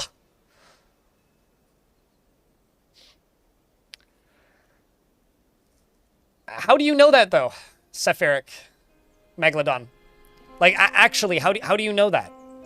Because if you're a small studio who can afford 10 voice actors, right? And you can get those voice actors to record 8 hours each, full workday, right? Which is relatively common for a voice acting gig. And their contract could either say, okay, you have to come back every 6 months and do another 8 hours and we'll pay you the whatever 8 hours is, or we'll pay you the 8 hours, but you don't have to come back and we'll just generate more lines. Like, to me, that's not a problem because that's recurring revenue, similar to like a syndicated TV show. I know ARC isn't made by Nexon, it's published by Nexon. It's made by Embark Studios, different company. Also, I have a lifetime ban from Nexon, from Nexon Games for cheating in MapleStory in like 2008. It was like 55 years or something was the ban. Now that I think about it.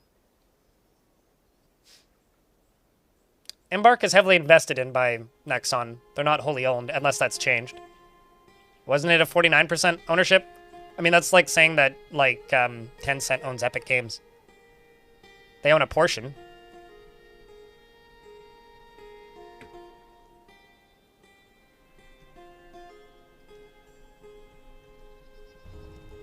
But maybe I need to do some more research.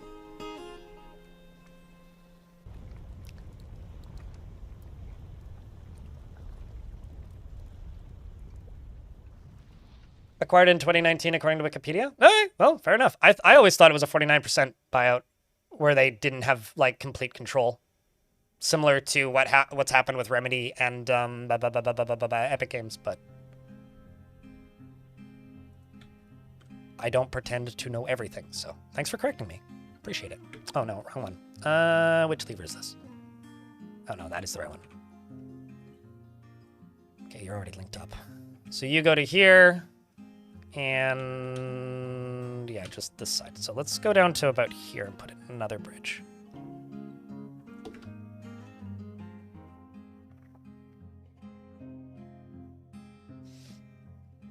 Okay, so that doesn't, like, change my point at all, though, right? Like, arguably, writing a contract as such that you can hire a voice actor, fly them in, get them to do a thing, and then pay them whenever you add new lines to the game that they have recorded. I don't see that as an issue. We don't know the details of that contract. That's the issue. Like, to me, the problems with generative stuff in creative mediums is lack of transparency in contracts and lack of clarity in what the end goal is. Like, I don't disagree with anything that you guys are saying. I just want to see more details. I want to see more information. Does that make sense?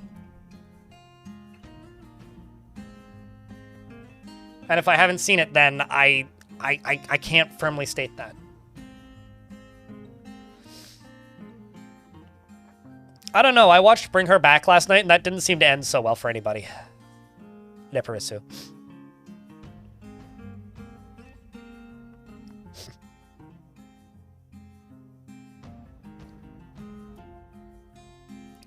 So, Ivan, I do agree with that in YouTube chat, who says, automation has taken away so much joy from people by not distributing wealth generated to the population, but instead hoarded by a few. Sure, absolutely. But let me tell you this.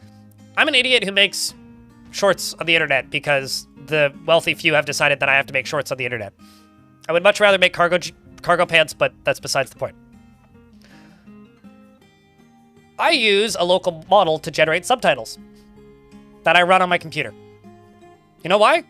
Because it saves me 20 minutes. So instead of a short taking me 35 minutes to make, it takes 15. Or 5, depending on how long it is. Because I just click one button and then I just need to skim it and make sure it's all worded correctly, and then space them. So, am I not hiring a transcription artist because I'm one person?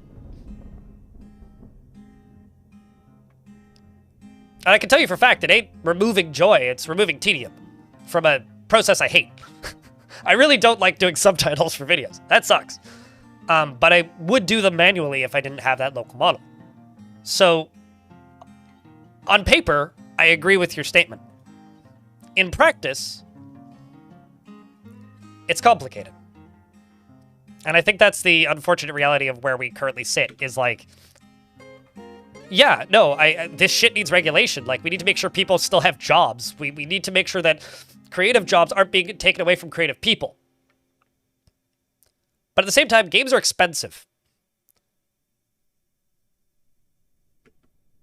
The process of creating things is time-consuming. You know, like, we used to get multiple games a year from each major studio, or from each major publisher. Now we maybe get one every other, and I need to clear my nose.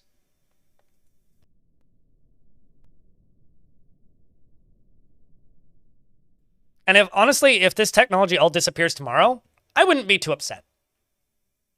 I think that that's actually kind of largely fine if a lot of these companies go under. And it would probably be better for society as a whole.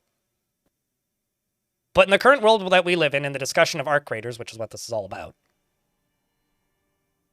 is I just need to see the contracts. Who's getting paid?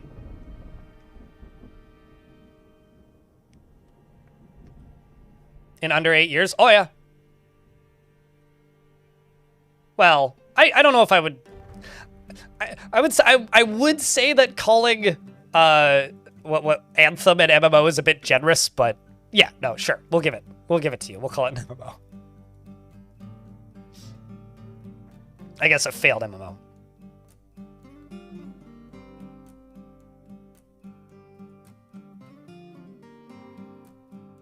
What radicalized you to the issues with capitalism and developing automation and AI? I mean, you know what radicalized me about about automation, Adamansky?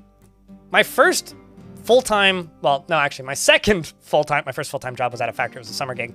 My first full-time job as an adult was working at McDonald's. And when I got hired at McDonald's, there was, did I hook this up to the wrong one? There was 170, okay, front lava, fill gate, lava gate. When I first got hired at that location, there was 160 employees, most of them teenagers in high school. When I quit, there was 70 because they got automated checkouts and they didn't need 8 tills open during rush hour at peak times during the day.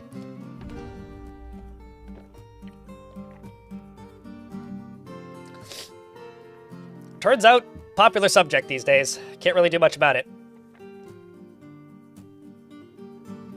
Did they develop Star Wars Knights of the Old Republic? I thought that was developed externally. Although maybe my memory is failing me, which is absolutely a possibility. You good there, dwarf? God, my nose keeps running.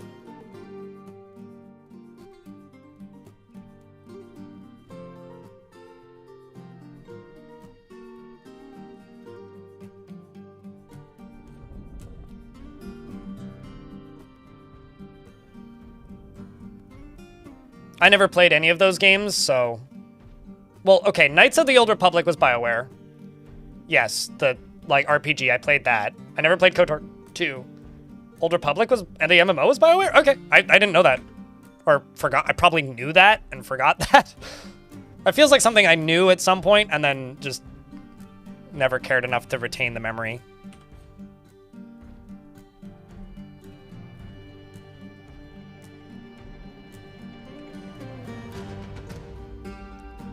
I'm training a local recommendation model right now in the background to test.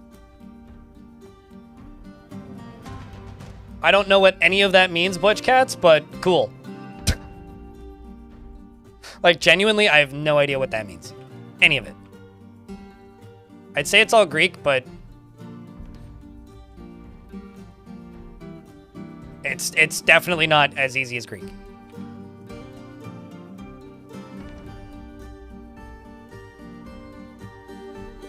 I feel like I knew that KOTOR 2 was Obsidian because it was another one of those games where Obsidian just got completely fucked over and, like, didn't actually have time to finish making it. Like, I'm pretty sure I knew that, but...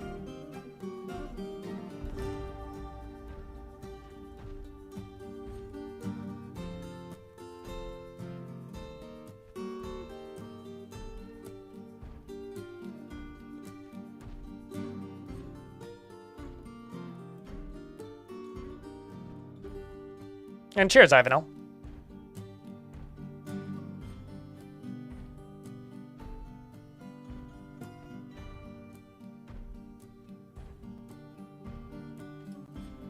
The problem is JM Barbosa in YouTube chat who says, well, that's the broad brush that the Luddites were painted in. They weren't against automation technology. They were against the ill effects. We can decide as a society how we will use the technology. No, we can't. Because the people in charge of making the technology right now have so much money that they will make the decision for us. So we need to redistribute the wealth and build a better society. But now I'm getting a bit out of hand here. I don't know where I'm going with this. After about 10 years, if we still have LLMs running at the status that they're going, we'll all be burning up in a fireball, Mr. Death. So, but, you know.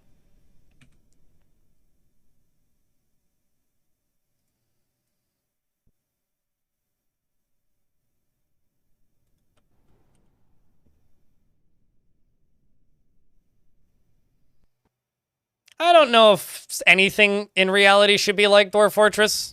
I love this game, but like...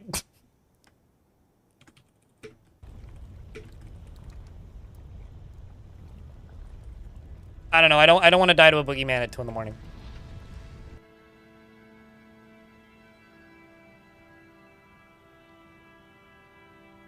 I mean, I spent a bunch of time this weekend thinking about this, Slot. The push is to replace, paid labor with automated systems. Because the automated systems are cheap. They're not going to be cheap forever. And eventually the automated labor is going to be as expensive as human labor. That's my expectation of the future. And if my expectation is even remotely correct, we have two outcomes. A new dark age, if they succeed, because the amount of jobs will be so low and they ain't giving us universal basic income. Or a new dark age because they fail and then everything explodes for 20 years while we figure out how to rebuild everything.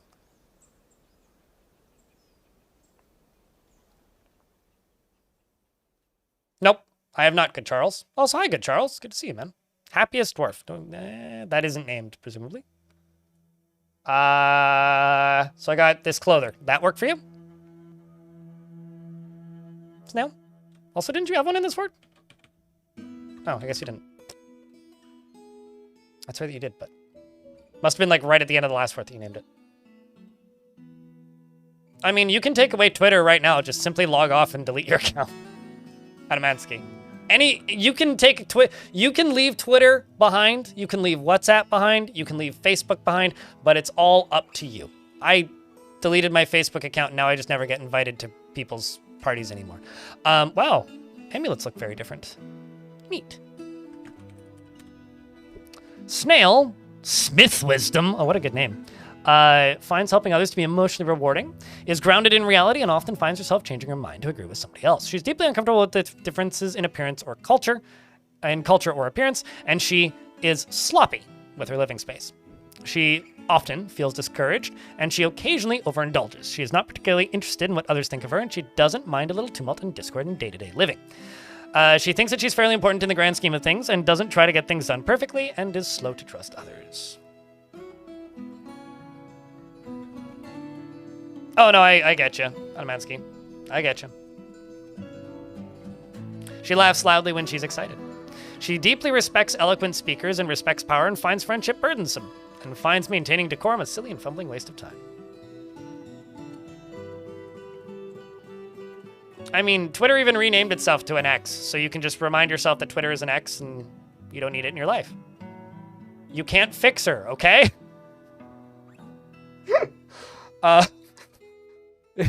Yeah, sorry. He likes Earthoclase, iron and star sapphire, and sheep's wool and giant lynx parchment, and the color rose maces, quivers, and flasks, and the sound of the desert of luxury, and the sight of the fuchsia quintessence of impossible prefers to consume ice wolf, lettuces, and whip wine. I always want to call it vine, but it's wine. And absolutely hates lizards. She's a member of the Hateful Communion, which is probably why she hates lizards, and has a good number of friends in the fort.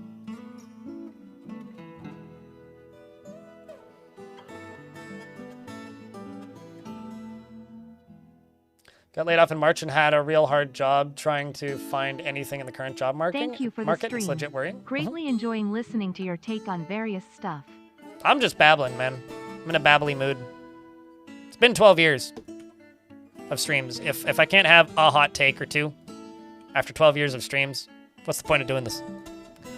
Good Charles, welcome back, mate. Appreciate you for the 19th month. But yeah, I think that's everything. This dwarf, I don't think you were in the previous fort.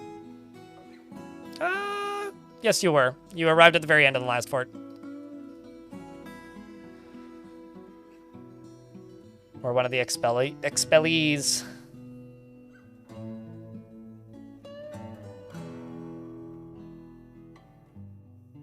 And the job market is bleak. Yeah.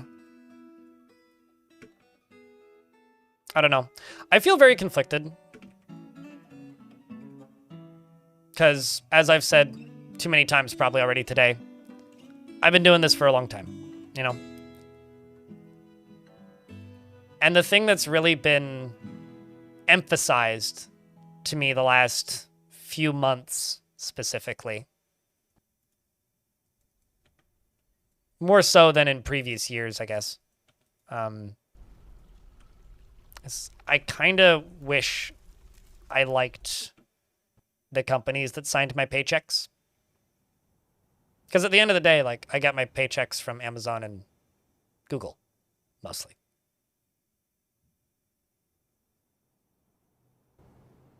And I'm also very well aware that the first thing that people get rid of when shit goes bad is irrelevant entertainment. And I'm pretty aware that I am irrelevant entertainment for a lot of people. Like, you know, maybe they like my stuff or they want to support me, but it doesn't really matter if I continue to exist. So I feel that too a little bit. Currently, I'm totally fine, but I have no idea what any of that means, Pangolin. That's my take. I barely follow anything that's going on in the solar system. I'm not really much of a space nerd. Apologies.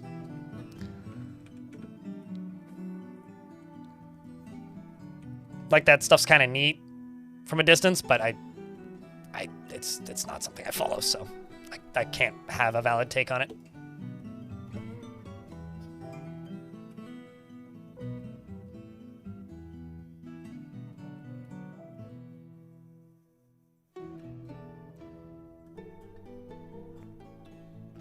That's also, I think, the problem with a lot of this stuff, is everybody has an opinion, Butch Cats, and a lot of people feel like their opinions are being ignored because they don't have the knowledge to know what they're talking about.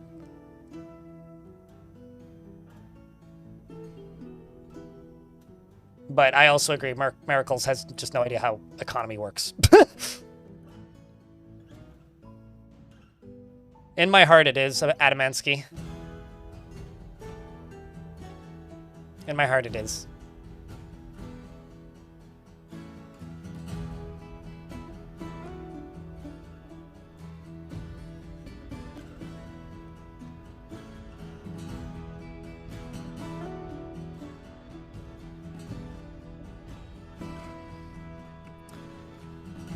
All right. I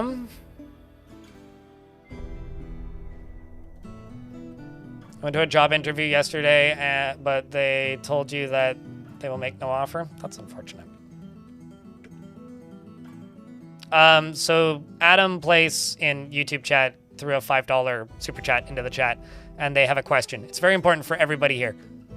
Should they get shawarma, Chinese, or a po' boy for lunch?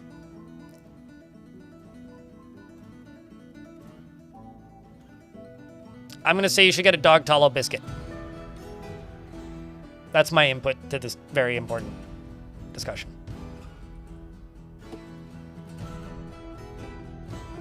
I'm seeing a lot of shawarma. 1, 2, 3 po' boys. A couple burger. Jesus says get sushi. Huevos rancheros is what Darren suggests. What is shawarma? Happy 12 years. It's kind of like a kebab. Po' boy. Man, banh mi subs are so fucking good. We're hungry too. It's clearly lunchtime somewhere. It is almost lunchtime here. Happy code monkey. Thank you very much for the 11 months. Also po' boy. So it seems to be between po' boy or a shawarma. Although I think shawarma actually is winning, if that helps. Okay, that's a bug. Chat, what's wrong with this picture?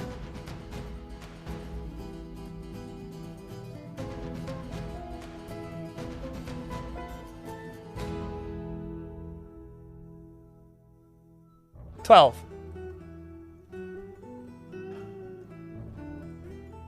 Is wrong with this picture?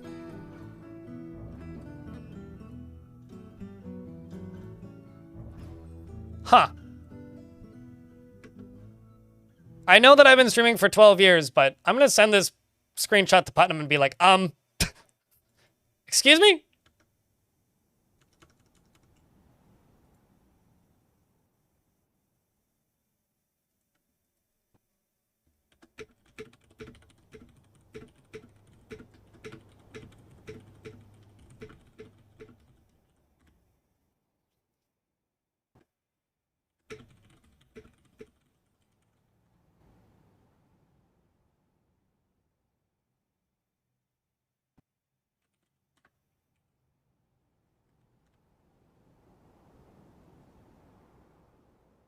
Is he actually 12? This dwarf is like a meme. Well, they were in my previous fort. Supposedly. 12-year-old vampire? I doubt that. Especially because they've been euphoric due to inebriation. I think this is just a bug showing the wrong date.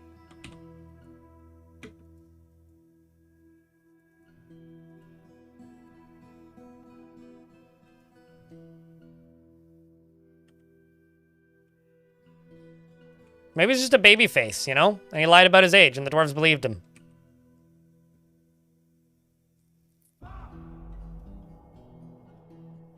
Can I interrogate him? Yeah, but then I would have to make a cop, but... I mean... let's try. Let's make a captain of the guard very briefly. Or a sheriff, rather. Oh, no, I can't assign him as the sheriff. That would be a bit silly. Let's make him my manager.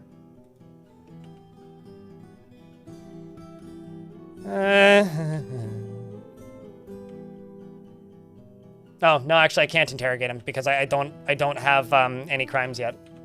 Can't interrogate people without crimes. I guarantee you it's just a bug and he's not using a fake identity, but...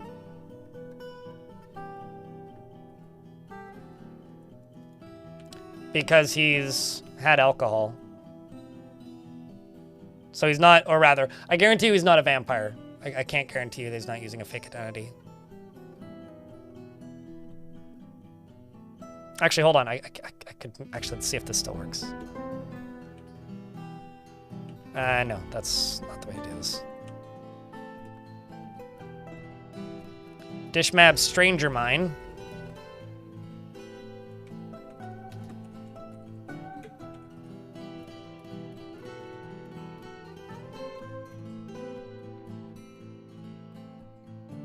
Was born in 239. He's the only son of Rag, Moth Merchants, and English Cudgel Copper.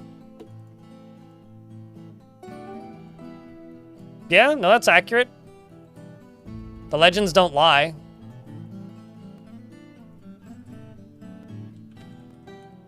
So his actual birth date is 239. The game, it's a bug with his identity. Because a kid can't do that. And he's not a were creature. So he's got no reason to lie. And literally, there's been other bugs like this. Like, there was a patch note... where was it? Hold on, let me just look. This was yesterday.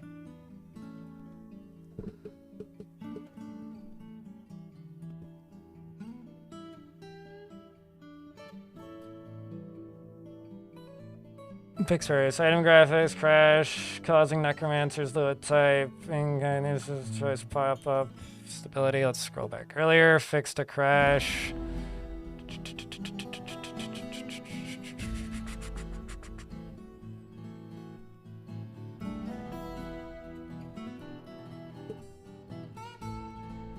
Because there was a patch note recently that was just like incorrect ages were applied.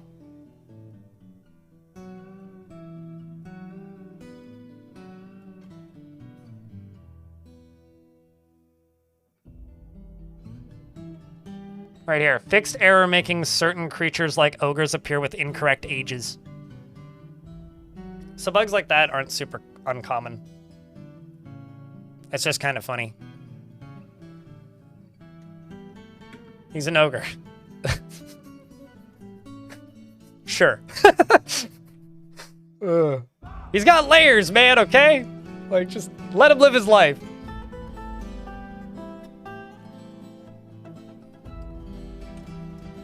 That's funny.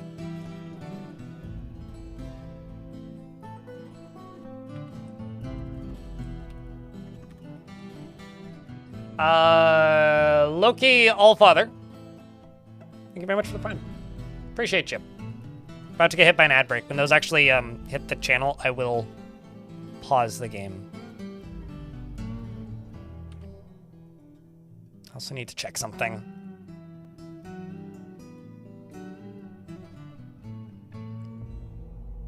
Looking for rhodolite.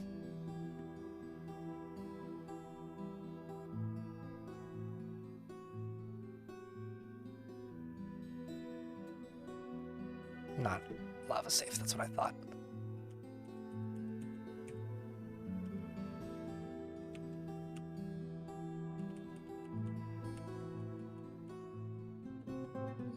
Looking for additional stone.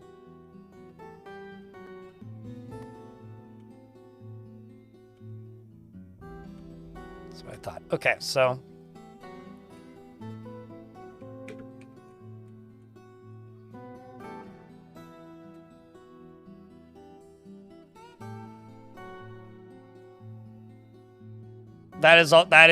was the strategy I was going to suggest. Panglinus? Ads actually aren't real. Ads aren't real. Ads can't hurt you. Please subscribe to twitch.tv/blindIRL. Thank you. Appreciate you.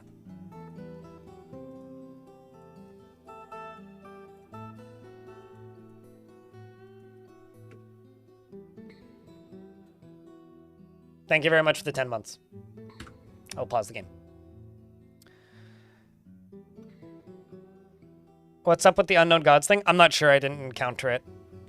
My assumption, based on the wording, Van Koska, is the dwarves that, when baby dwarves were born, they were able to worship gods that they had no relation to, because dwarves inherit the gods of their parents. So if mom and dad both worship a god, baby also worships the gods. So I would presume that by unknown gods, they mean like gods that mom and dad aren't aware of, or mom and dad don't worship. Basically, them babies worshiping random gods from the world instead of what their parents worship. That's what I assume that patch note means. But I could be mistaken. Because they're not always that clear, right? They worship elder gods. Or younger gods, you know? Those cool Zoomer gods. Like, you know, those cool Zoomer gods.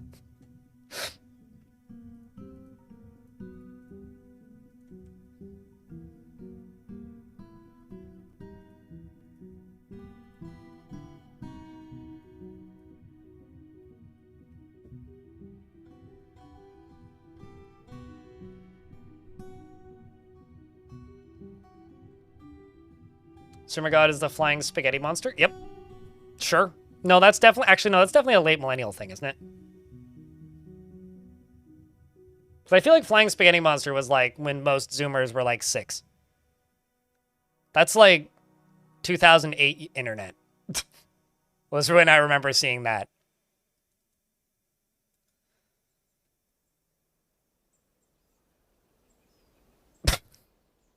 Never seen it abbreviated to that, Starsmore.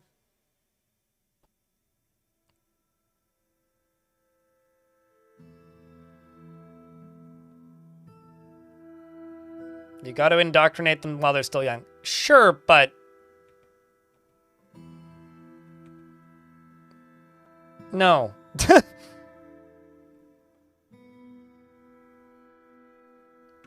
Rock salt. Is rock salt lava safe? I always forget what is and what isn't lava safe, except for Gabbro. I don't think it is, but I'm going to check anyway.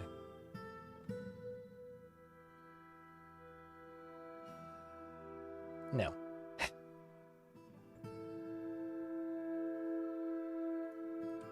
Let's go 3 or 4 more layers down. This map's also really shallow. It's only like 50 layers deep, I think. Yeah, it's only about 50 layers deep because it goes down to layer 0. Now, if somebody started a Skibidi toilet religion, I would hear you out on the Zoomer religion, by the way.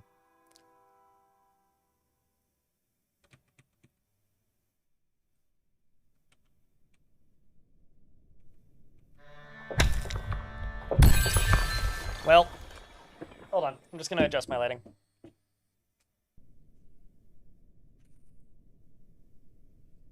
It was raining this morning, so it was pretty dark out, and now it's suddenly sunny. How dare it?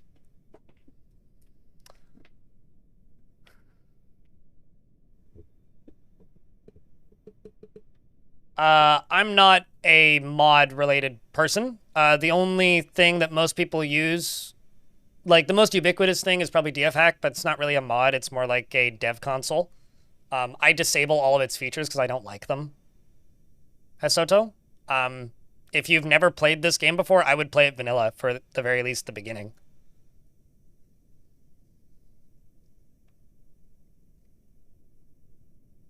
I mean, your necromancers can raise the dead, but it requires a lot of intervention from the player. Schaefer.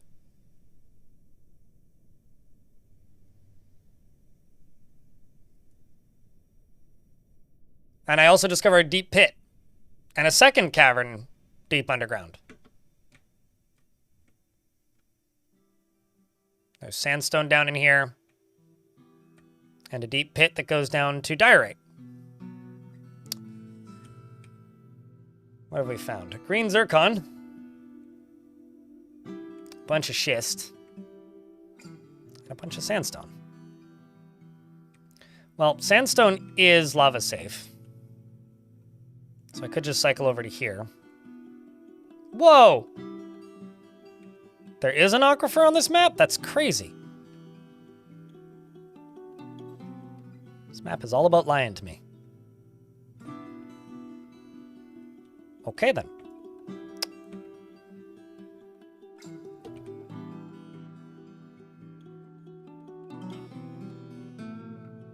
Let's just dig those stairs up. It's a defense mechanism, sort of as Butchcats describes.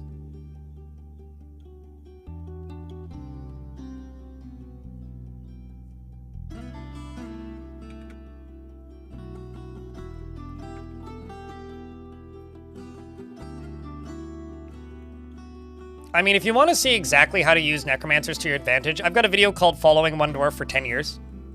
That video, slight spoilers for the video, has a necromancer arc towards the end, where I make the character that I'm following into a necromancer to do some shenanigans with him. And you will get a pretty clear view of how to do nonsense with necromancy in that video. Just had 9 dwarves migrate, that makes it 16 this year. So I answered your question earlier. I don't know if you heard it or not, but the amount of dwarves that migrate to your fortress is based on the amount of export that you do to your faction. So when people show up to trade, if you don't trade, you will get less and less migrants every year and eventually stop getting migrants. If you trade with them every year, you will eventually get more and more migrants.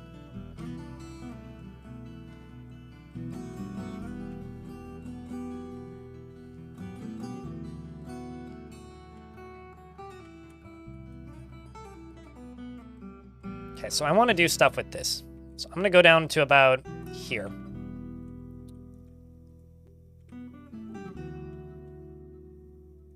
I'm going to dig out this. I realize this is a lot of mining, but I'm going to do it.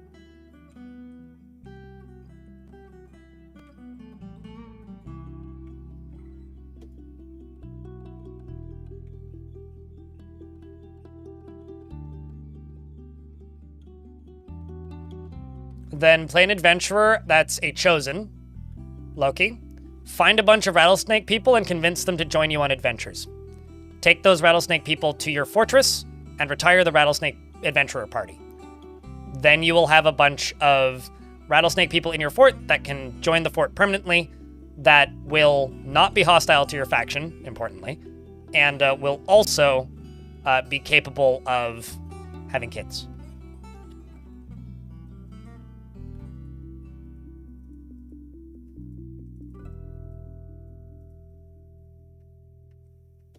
Not if you start them as an adventurer. So if you... I presume they can breed. If you start an adventurer party with adventurers, they're all ace and will never get married and can't breed. But if you convince people in the wild as an adventurer to join your party, they can breed.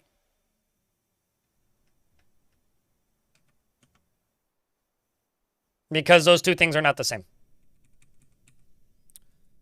Okay, we got a couple more mechanisms.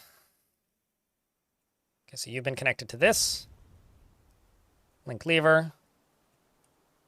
To So over here, do that. So you don't pull that. Pull this. Pull this.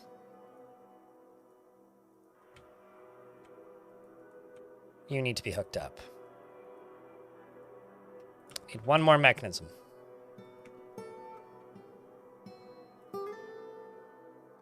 You can name anything that has a quill on it. So that, bridges, anything that's constructed, dwarves, or any living creature. But items that can't be placed can't be named. So, like, a crown can't be named.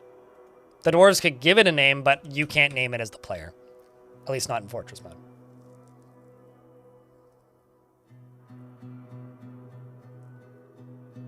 I would never want Wild Moose people to join your fort, Vuckrock.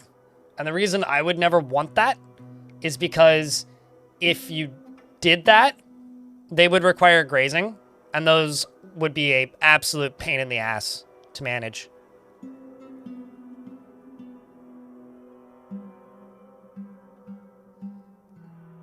Just finished a new game on Steam, and will now test dwarves. You wanted to know if there is a way to make the mod that makes the game 100% better like other games? Yes and no.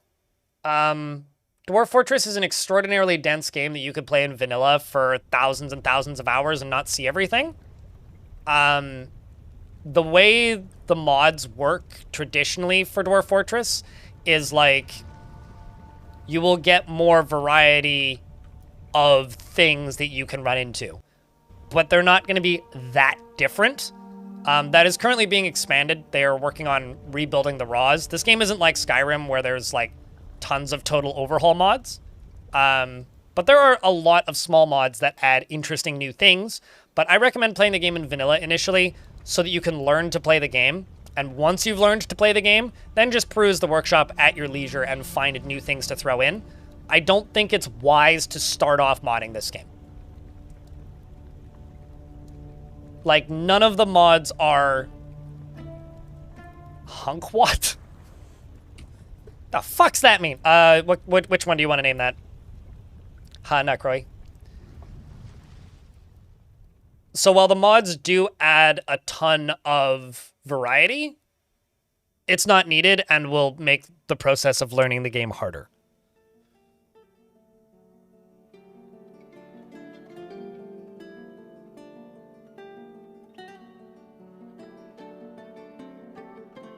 Do you have brawlers like in RimWorld? Pick one that has a cool name that doesn't have a nickname in quotes. Actually, I'll put it this way. Do you want a dwarf that's male or female? And I'll work it from there. I don't have any soldiers in this fort yet. It's too new.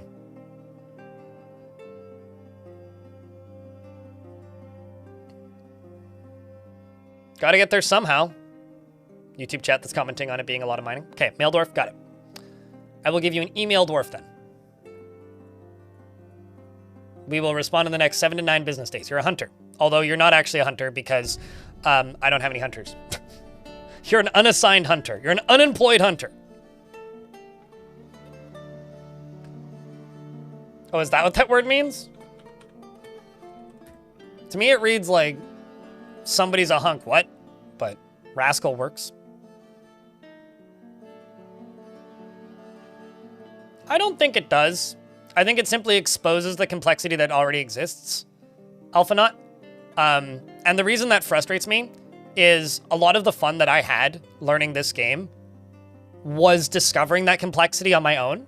Like, the amount of, oh my god, what the fuck moments I had learning to play Dwarf Fortress is, like, unmatched by any other game. Purely because I spent not short of years discovering layers and mechanics. And granted, that's not for everybody. But DF Hack isn't adding layers of complexity to the game. It's simply exposing layers that already exist, which is good and bad.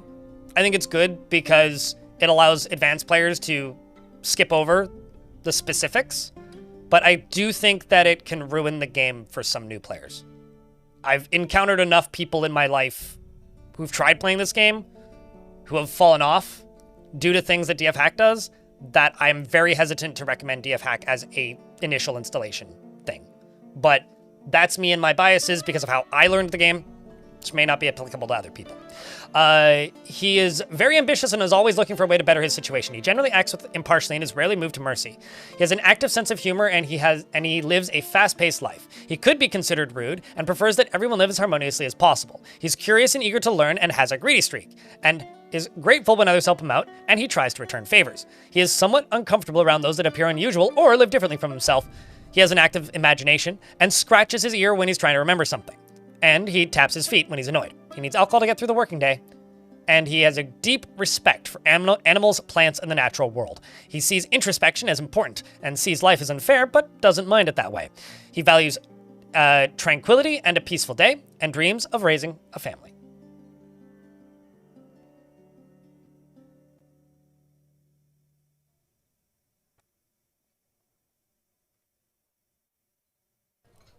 Yeah, no, that was one of the things that was in the patch notes yesterday, Idle Villager. No, I literally have one Embark profile, and that's because I had to redo the same Embark like 24 times to make it work. I don't use Embark profiles.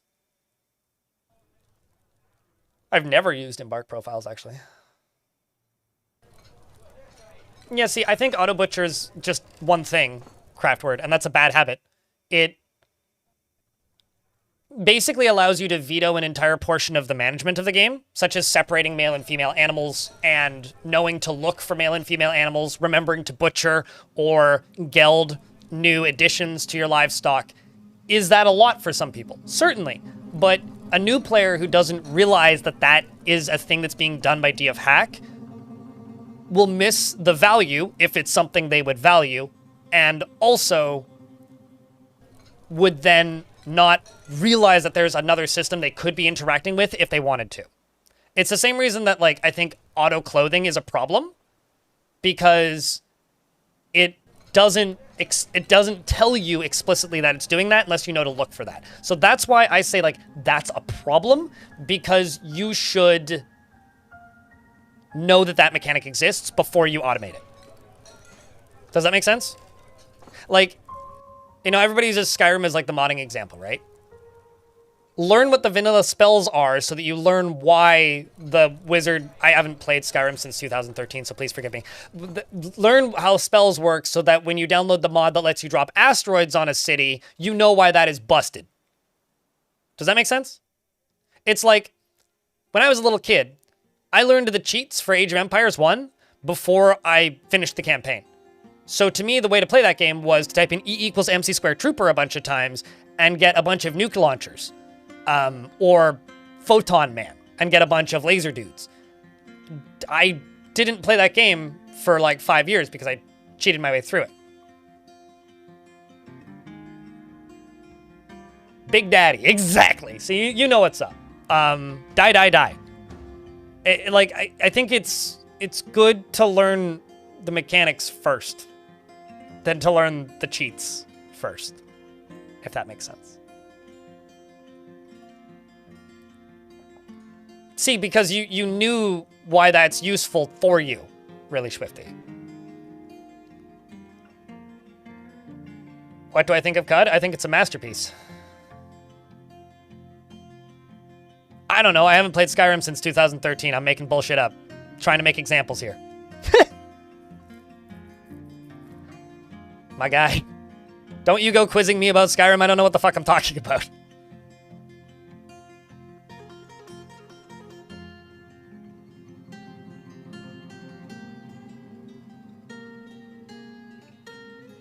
You knew from that experience? Well, I mean, your name is also Idle Villager, so you're like the most Age of Empires coded person I've seen. Anyway, he likes Daysite and Bismuth and Amber Opal, as well as oak wood, hemp fabric, and crowns. Gray gibbons for their ability to swing through the trees, and the words of their born crests. And the words of the born crests, and the sight of the couple of Glossingham. And possibly he prefers to consume barn owl, and thornback ray, and strawberry plants, and peach cider, and caper leaves, and absolutely hates leeches. As far as family goes, you don't have any family in the fortress, but you do have a pretty large group of friends.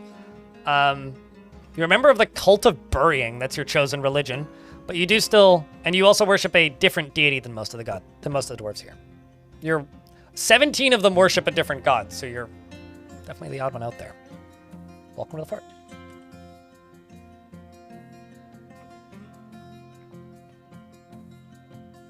I genuinely believe that Lazy Noob Pack was the most positive, but also most negative thing to ever happen to Dwarf Fortress. Okay. It was positive because it helped a lot of people get into the game, which is absolutely true. But it was negative because it was positive because it helped a lot of people get into the game. It was negative because it didn't teach them how to play the game.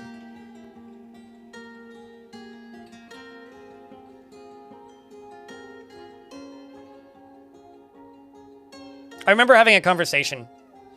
So currently Dwarf Fortress is on version 53.05, which released this morning. This was back in version 47.05, I think. So like the last major update before the Steam version. Somewhere in like that 1.5 year window where there wasn't a patch. And they popped into my chat and were asking questions about Dwarf Fortress, like trying to like learn the game, right? In a way that made a lot of sense. Also, I tend to agree with that, no. Hanokri. In regards to knowing vanilla makes the installing of more mods a more fulfilling and interesting experience anyway. But anyway, they popped in and they were asking a bunch of like legitimate questions on how to play the game. And so we were doing our best to like answer this person's questions and like help them through. And then they asked a question that just made me go, wait, hold up. What version of the game are you playing? I can't even remember what the question was, but it was like something about like either job assignments or like tasks or like they were looking for a menu and couldn't find it that I was telling them to look for. And then I was like, save your game and go to the main menu. What version of the game are you playing? And they were like, and then they were just like in the chat, version 34.05? 02? So something. 01 actually, I think. 34.01. We'll go with that. I was like, why are you playing version 34.01? And they're like, well, you see, I bought the disc recently, like used in a game store. And I was like, what? Excuse me? You bought a disc for Dwarf Fortress. And some motherfucker out there, had gone out and burned Dwarf Fortress to a disc. Very old version of it. With Lazy Noob Pack. Pre-loaded. Put together. And everything. And sold it. Used. Used. Admittedly. So I guess that's kind of a perk in their favor. But like, the biggest problem that I think Dwarf Fortress had back in the day was its best gift. It had a very dedicated community that was very dedicated to making the game as accessible to as many people as possible. And I think the problem with the way they did that was they prepackaged versions of the game. And it was a free game, right? So like there was nothing wrong with like hosting it on your own website and redistributing it. And lots of people did. So there was versions of the game for years that were prepackaged, pre-built, came with Embark profiles, mods, all kinds of things. And there's genuinely like a whole era of the game where you weren't like as somebody who was helping people learn the game back then, you weren't positive if they were even playing the same game as you sometimes, because if somebody had like, I don't know, some pre-installed mod pack that included masterwork with a bunch of add-ons, you're basically playing a different video game than I am. So like, it was actually quite difficult because of that. And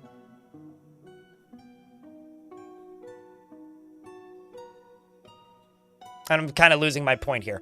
But like, the reason it was very difficult, or the reason I think that DF Hack is like a blessing and a curse, and same with a lot of the ways that the player base teaches people to play, is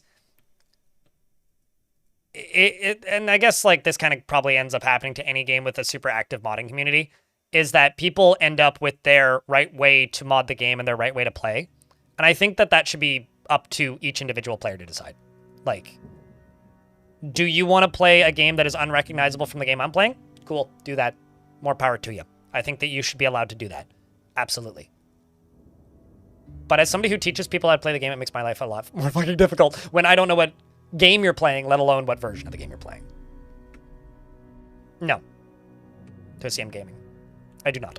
I don't see the point of intentionally making it harder for me to make a living.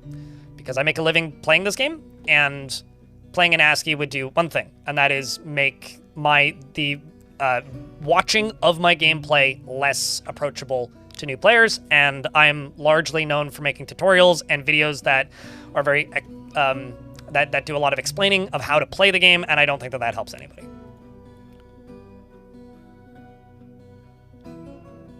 As a stalker dev, relatable, yeah.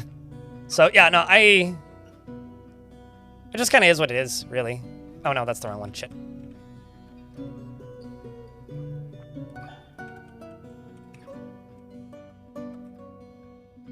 You're done. You're done. Okay, so I can close both of these.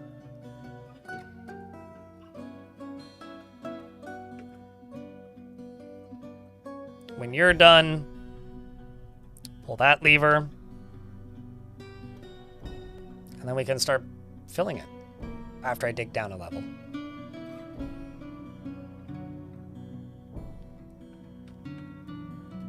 Probably around the same time that they fixed the bugs that currently make it difficult to even play on Oceans. Shadow Absorber.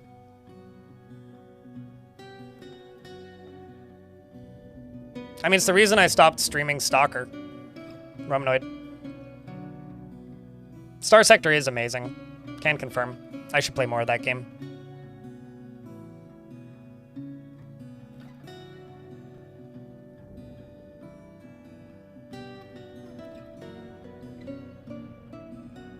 About lava forges, if you make artificial lava flow for forges and channels, but there be lava monsters still. The lava monsters come from the edge of the map at the bottom of the map, from the magma sea. So if they don't have access, if the lava isn't touching the magma sea anywhere, stuff's not just going to appear in your forges, if that's what you're asking.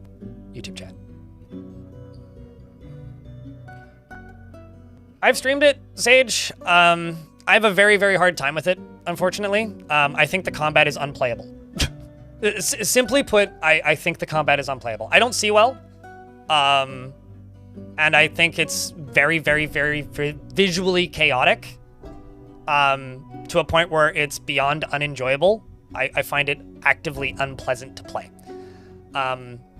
Which doesn't mean it's bad. I wish it was more accessible. And that kind of bums me the fuck out.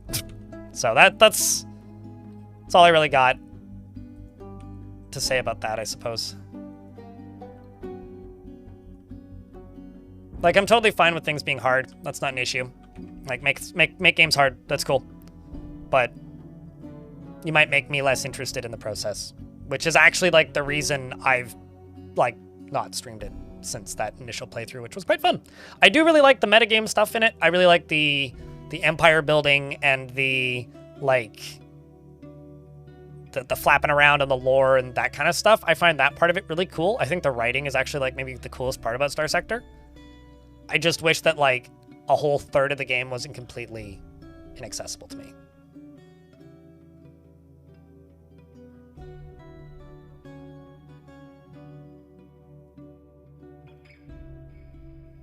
But Star Sector is really cool.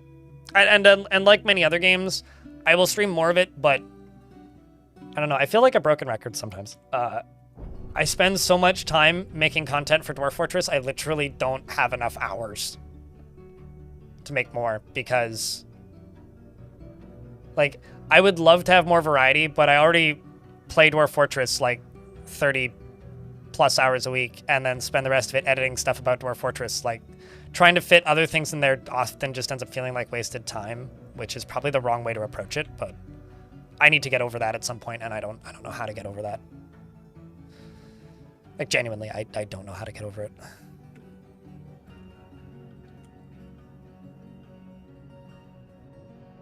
The bridge will stay raised, and you would have to connect another lever to it to lower it. Telefragger. And if you want to get the mechanism back that's already installed in the bridge, you have to deconstruct the bridge.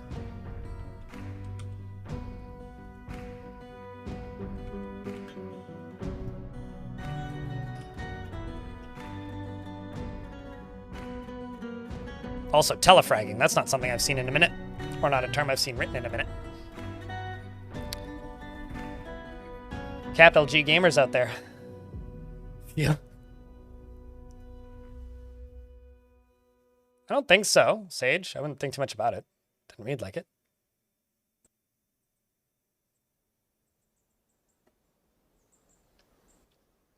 Watching you haul out a mountain makes you wonder if you've greatly underestimated how big a room can be before a cave-in. Nothing caves in. Period. Unless you remove all of the supports in a room, nothing caves in. So, like, I could dig a square this big, right? It won't cave in. I could dig out this entire thing. It won't cave in. But if I dig out, let's just pretend that this corner here, for example, if I do this and grab the ramp tool and dig up a level all the way around it, and then go one level above and dig out all of this, that will cave in because it will have no support for that chunk left. Ceilings collapsing due to being too large was removed from the game in like 2007.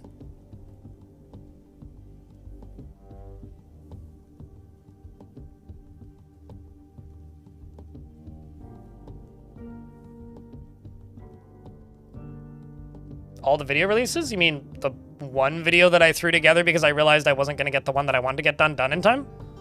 I don't know what you're talking about, bootlegger, but...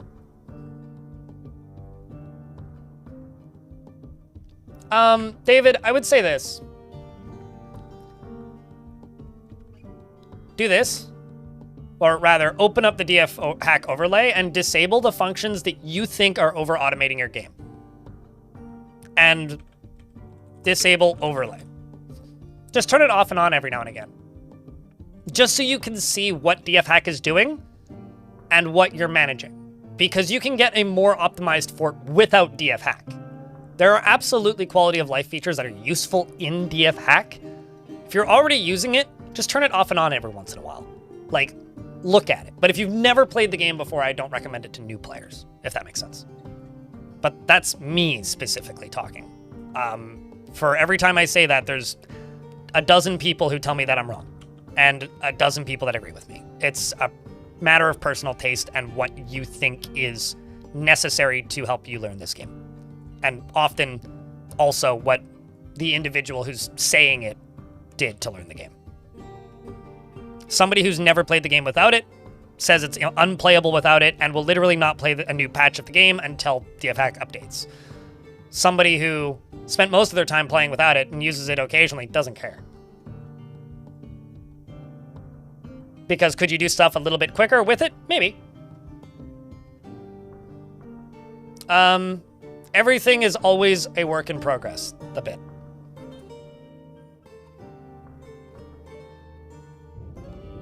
I haven't been streaming Dwarf Fortress specifically for 12 years. I started streaming Dwarf Fortress in the end of 2018. So, 7 years. No, I streamed a lot before I played Dwarf Fortress on stream. Sure, totally. Like, I'm not denying that there are things that are beneficial. But would you know that if you'd never used it, Squirrel Teeth? For clarity here, I'm not telling you not to use it. And people like to, like, over-exaggerate things that people like me say. I will never tell you to not use DF hack for something. If you want to use it, by all means. And if you've played the game enough to know that you want to use it for that thing, you're probably not even relevant to this conversation, right? I just look forward to the day, I guess, where I don't need to have this conversation as much anymore. Because I feel like it's every other stream, it's like 30% of the discussion, and I think that that's kind of silly. Like, maybe I'm a weird edge case here, but I don't think I've ever, with the exception of games that I'm replaying after a really long time, or games that are so old that they barely function anymore on modern hardware, I don't think I've ever installed a mod to play a game day one. But I'm, again, possibly an edge case because of how I learn games.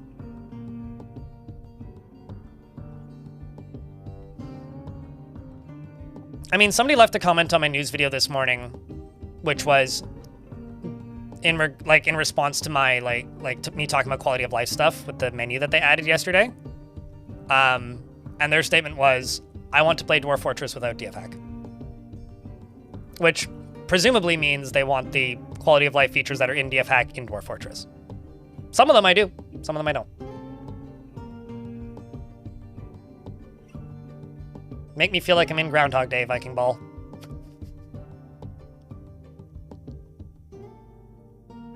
Yeah, and those are entirely personal taste, right, Oak?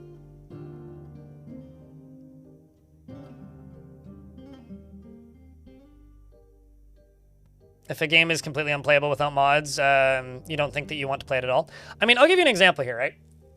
Roller Coaster Tycoon is a very good video game, but there's a lot of things that that game just, like, literally can't do because it's written in assembly that would make that game a lot more fun to play because, you know, of modern quality of life things, like, you know, being able to speed up and slow down time, or, like, have stencils, better building tools, that sort of thing.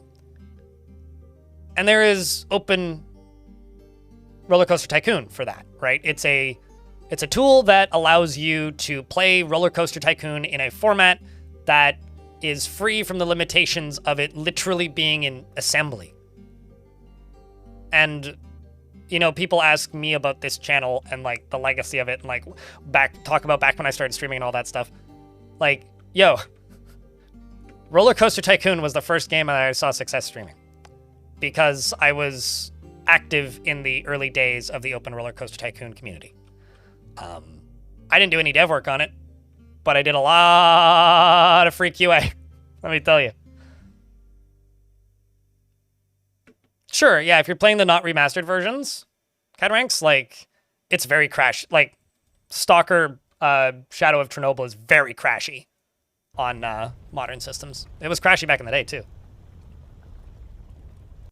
Or, like, I think the Gothic games are kind of in a similar state as well. I never actually played Clear Sky. Romanoid. I played Call of Pripyat, and I played Shadow of Chernobyl.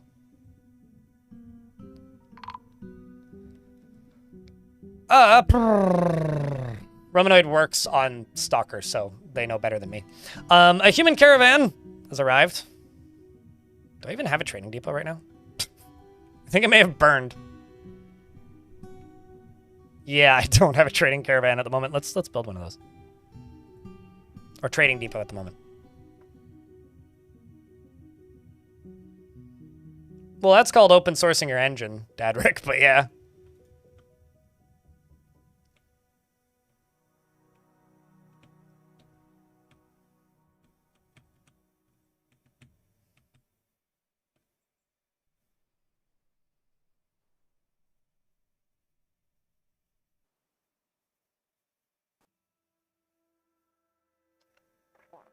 No, I completely agree, Void's Umbrella. But Dwarf Fortress is actively being updated, and I think something that's very valuable to a development team, and this is where I'm going to get a little bit meta with my critique of the recommendation of DFHack.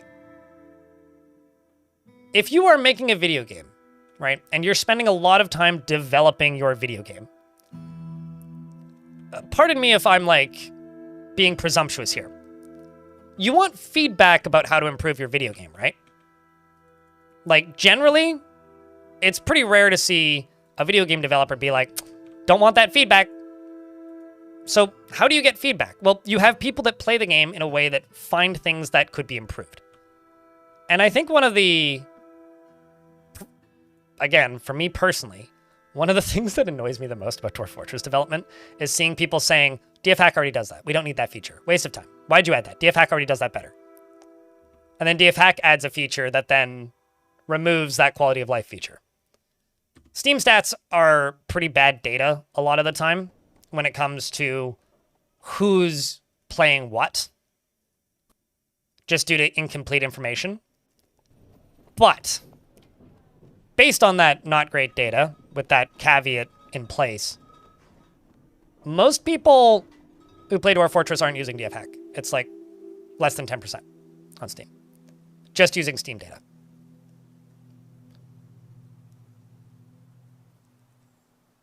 I think that it's good to know when something is useful to the player base versus something that isn't. Like, I will forever be frustrated because I really like the built-in, like, indicator here. DF Hack turns it off every time I turn the game on. And I haven't found the setting to disable that. Because DF Hack has a different one that looks different. And I don't like that. Because it feels like they are negating the efforts of the developer for a small portion of the community. So the most dedicated portion of the community who could give the most valuable feedback potentially isn't giving useful feedback because they're giving useful feedback based on a very modded version of the game. Which, for me, is one of the reasons why I leave a lot of that stuff disabled. Because I think it's important to be able to help the development of a game by providing feedback to the game itself and not a modded version of the game. 20%? Okay, sir. Sorry, I was off by a bit. I'm going to adjust my blinds again. It is sunny outside now.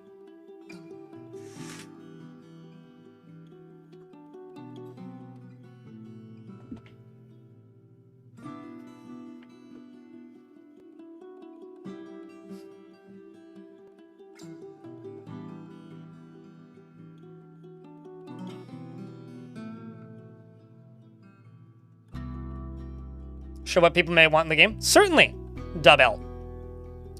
But you know what also happens? Is the Skyrim thing of, like, modding is good. It's good for retention and it's good to keep people playing. But the problem with modding, from my perspective, what I've seen, and again, I am not an expert, I'm just an idiot with a microphone, seems to be that there will always be people that are like, oh fuck, the game updated. And you don't really want to be in that position. If that makes sense.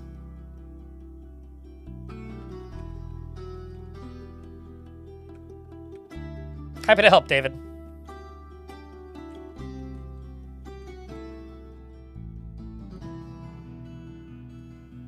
What's the block I have the most of?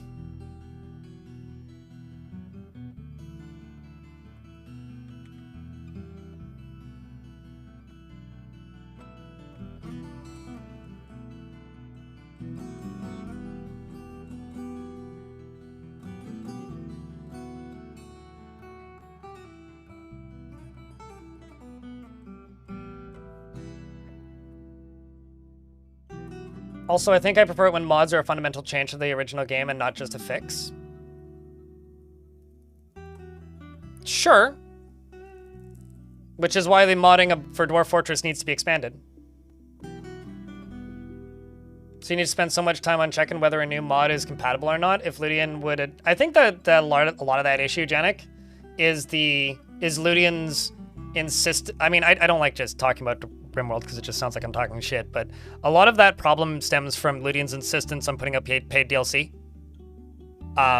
Whereas like Dwarf Fortress, I was taking mods from like 2014, loading them into versions of the game from 2021 or 2020, and they would work.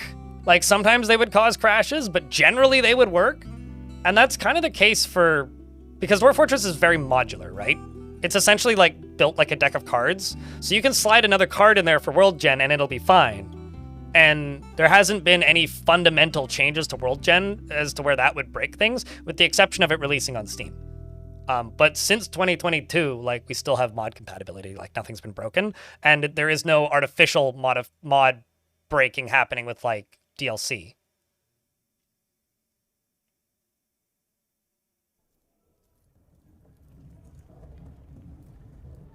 May have messed my name something up above. You may have missed your name something. Oh, did I? Shit. You wanted a siege operator. Sorry, I was babbling a lot. Thanks for poking me. I will take a peek in a sec once I'm done trading. Today's a babble heavy day, I suppose. which, I don't know, it's not a bad thing. Do I have anything I want, really? Buy meat and fish. Can't buy meat and fish, too expensive. I'll buy some fish and some meat.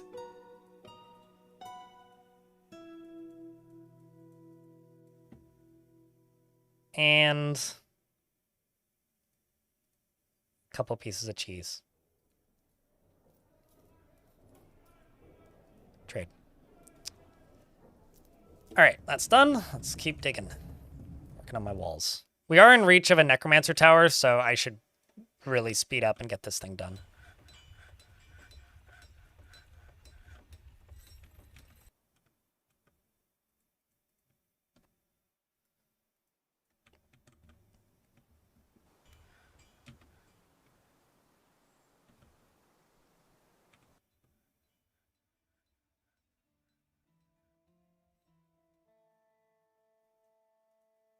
Yeah, but you also need to remember the biggest strength for RimWorld modding is it runs in Unity. The biggest weakness RimWorld has is it runs in Unity. It's extremely like accessible for modding because of the engine that it runs in. But the engine that it runs in gives it a lot of very fundamental limitations that Dwarf Fortress doesn't have. Granted, that does also mean that development for Dwarf Fortress is going to be fundamentally slower a lot of the time because they have to develop an engine while they're developing the game.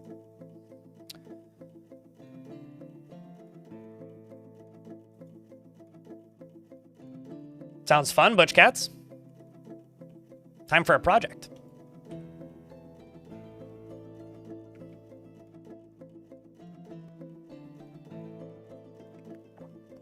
Oh, that's dope. Trell.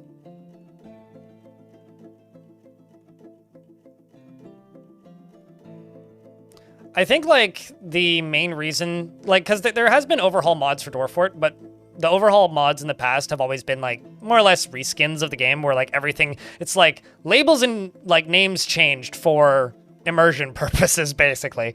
Where, like, yeah, you get different things, but it is still just Dwarf Fortress fundamentally under the hood with, like, the names changed. I played a Star Wars overhaul mod a number of years ago, which, like, turned all of the creatures into different droids, which was cool because they all had different, like, levels of skill and threat that I had to relearn. And instead of playing dwarves, you played as Jawas, and you got blasters and beat sticks as your weapons, and there was different types of blaster ammo and different types of beat sticks. And it was a good time. You could also get, like, lightsabers and stuff if you killed the Jedis who were, like, visitors and such. It was a neat mod, but under the hood, it was still very much just Dwarf Fortress, with the names changed, right? And different stats, essentially. And I think the reason you haven't seen any of those in a very long time is because now they take, like, tens of thousands of sprites. Like, I don't know what the full sprite count for Dwarf Fortress is, but it's very, very, very high. And I think because of that, believe it or not, modders value their time, and they want their mods to be played and enjoyed by people. And if your game is pretty niche, getting large overhaul mods like that is kind of hard. So, you know, we'll probably get them eventually, but, you know, Dwarf Fortress doesn't have the player base of something like Fallout or even RimWorld, right? And it doesn't have the, I guess, like, the ease of modding as some other games do. So, you know, you take kind of all those factors into account, and it kind of makes sense why Dwarf Fortress isn't as actively modded as other games. Even though, like, on paper, it probably should be.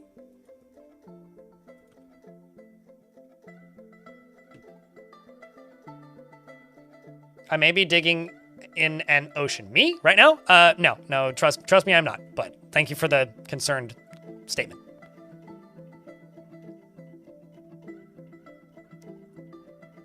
Oh, is somebody else digging into an aquifer?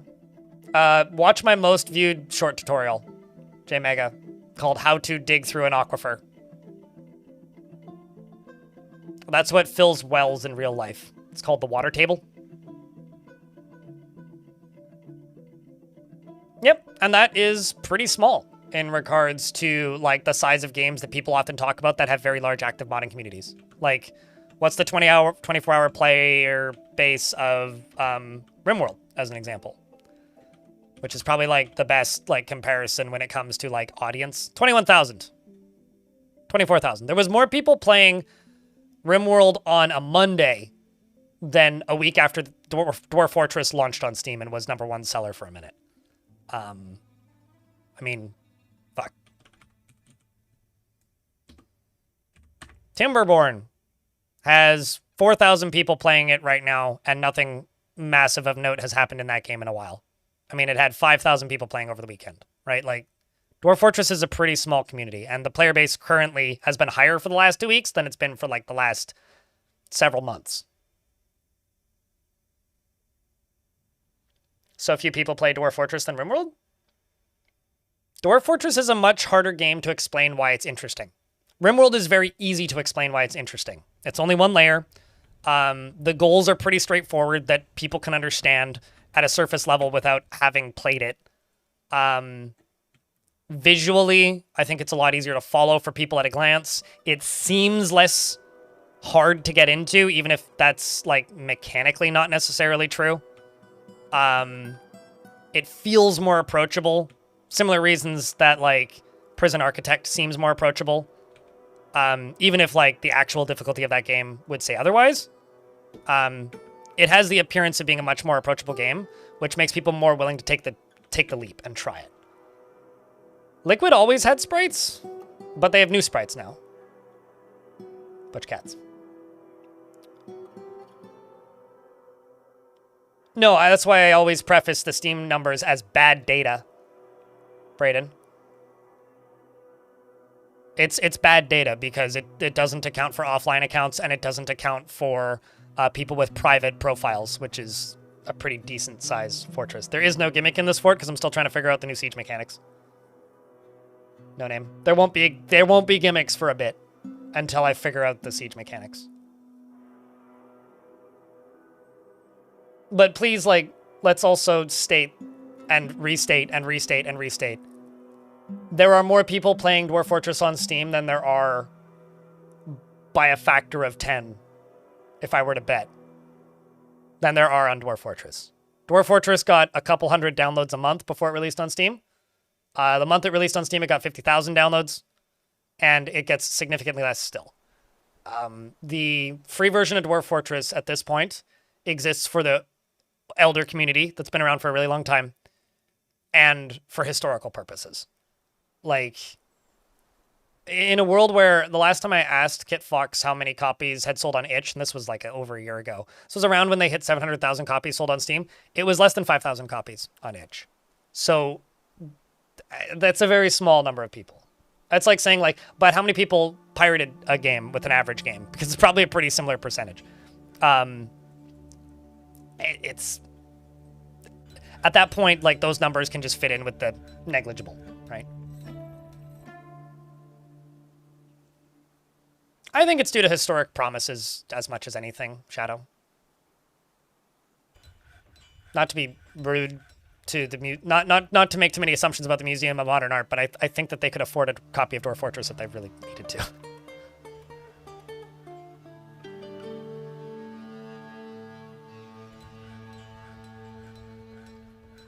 Sure. Don't grab my putty in YouTube chat. They say I used to play Masterwork with whatever Dwarf Fortress version it was on forever instead of updating and downloading LNP or a new DF releases before Steam. Yeah, no, absolutely. Which means by the end, you were the last version of Masterwork released for a version of Dwarf Fortress that released in 2017, which means by the time Steam released, you were like 8 or 9 major updates behind.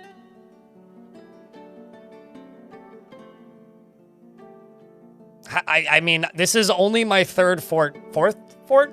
Was it fourth fort? Yeah, this is only my third fort, sorry, not fourth fort. It's my third fort since the update. So yeah, all my strategies are untested. I'm basically trying to make a lava bubble around my fortress, for reference.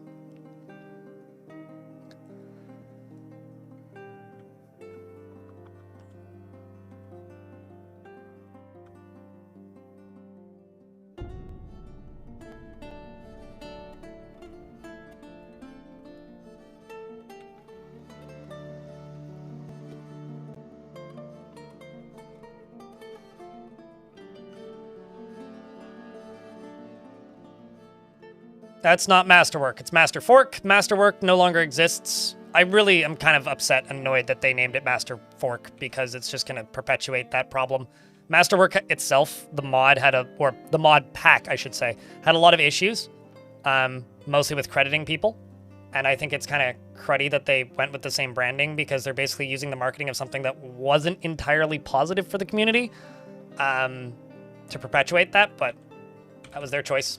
I'm just going to use... no, I don't want to use boulders. Well, let's get this done. Blocks. Repeat. Do that now. I just need like a couple dozen more.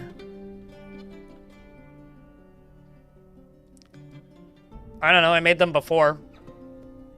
Radbug.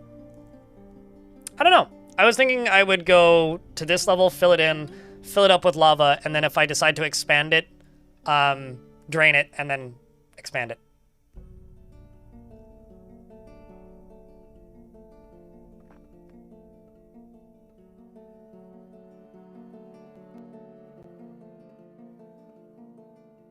Sure, but that's also a modern video game that didn't start its programming in 2002. The fact that Dwarf Fortress even has a mod window is kind of a miracle to me. I think like a lot of the inefficiencies with Dwarf Fortress Double that you need to remember is the fact that Dwarf Fortress began development in 2002.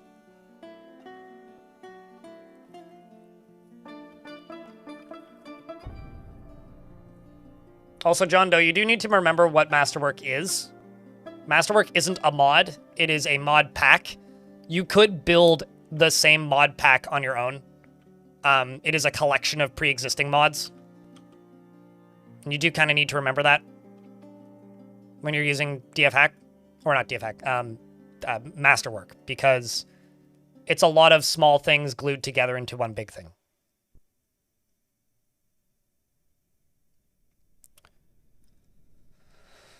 You tried using the new bolt throwers and didn't account for your siege operators getting pin cushioned by elite marks dwarves? Yep. Yeah, no, that's a concern and a worry. I actually say that the reason the sieges are super scary now isn't because of the fact that they can dig and build.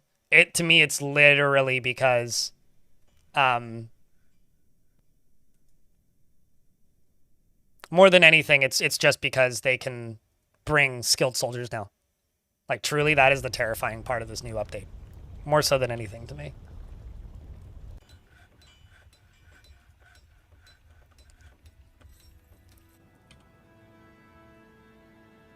Really hope I get some more migrants soon.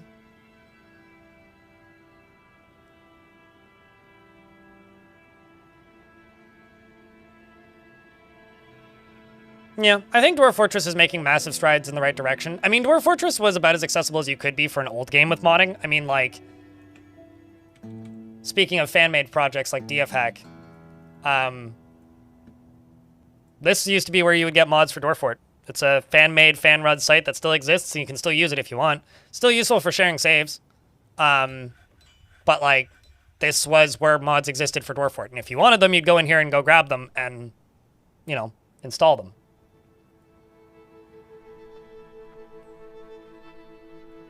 Which is Dwarf Fortress File Depot. You know? And, like, that's about as good as you could get for the era that Dwarf Fortress was built for. But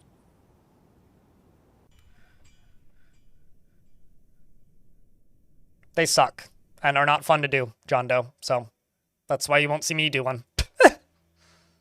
Outside of maybe an afternoon novelty.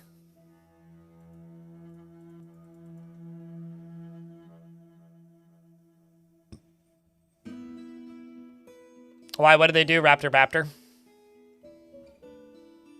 Curious how you were defeated. They send Axe Lords? Oh, I've had goblins send Axe Lords. I actually, the scariest siege I had sent was a human siege that sent an army of slave Wolverine Lasher Masters. Master Lashers? Master Lashers.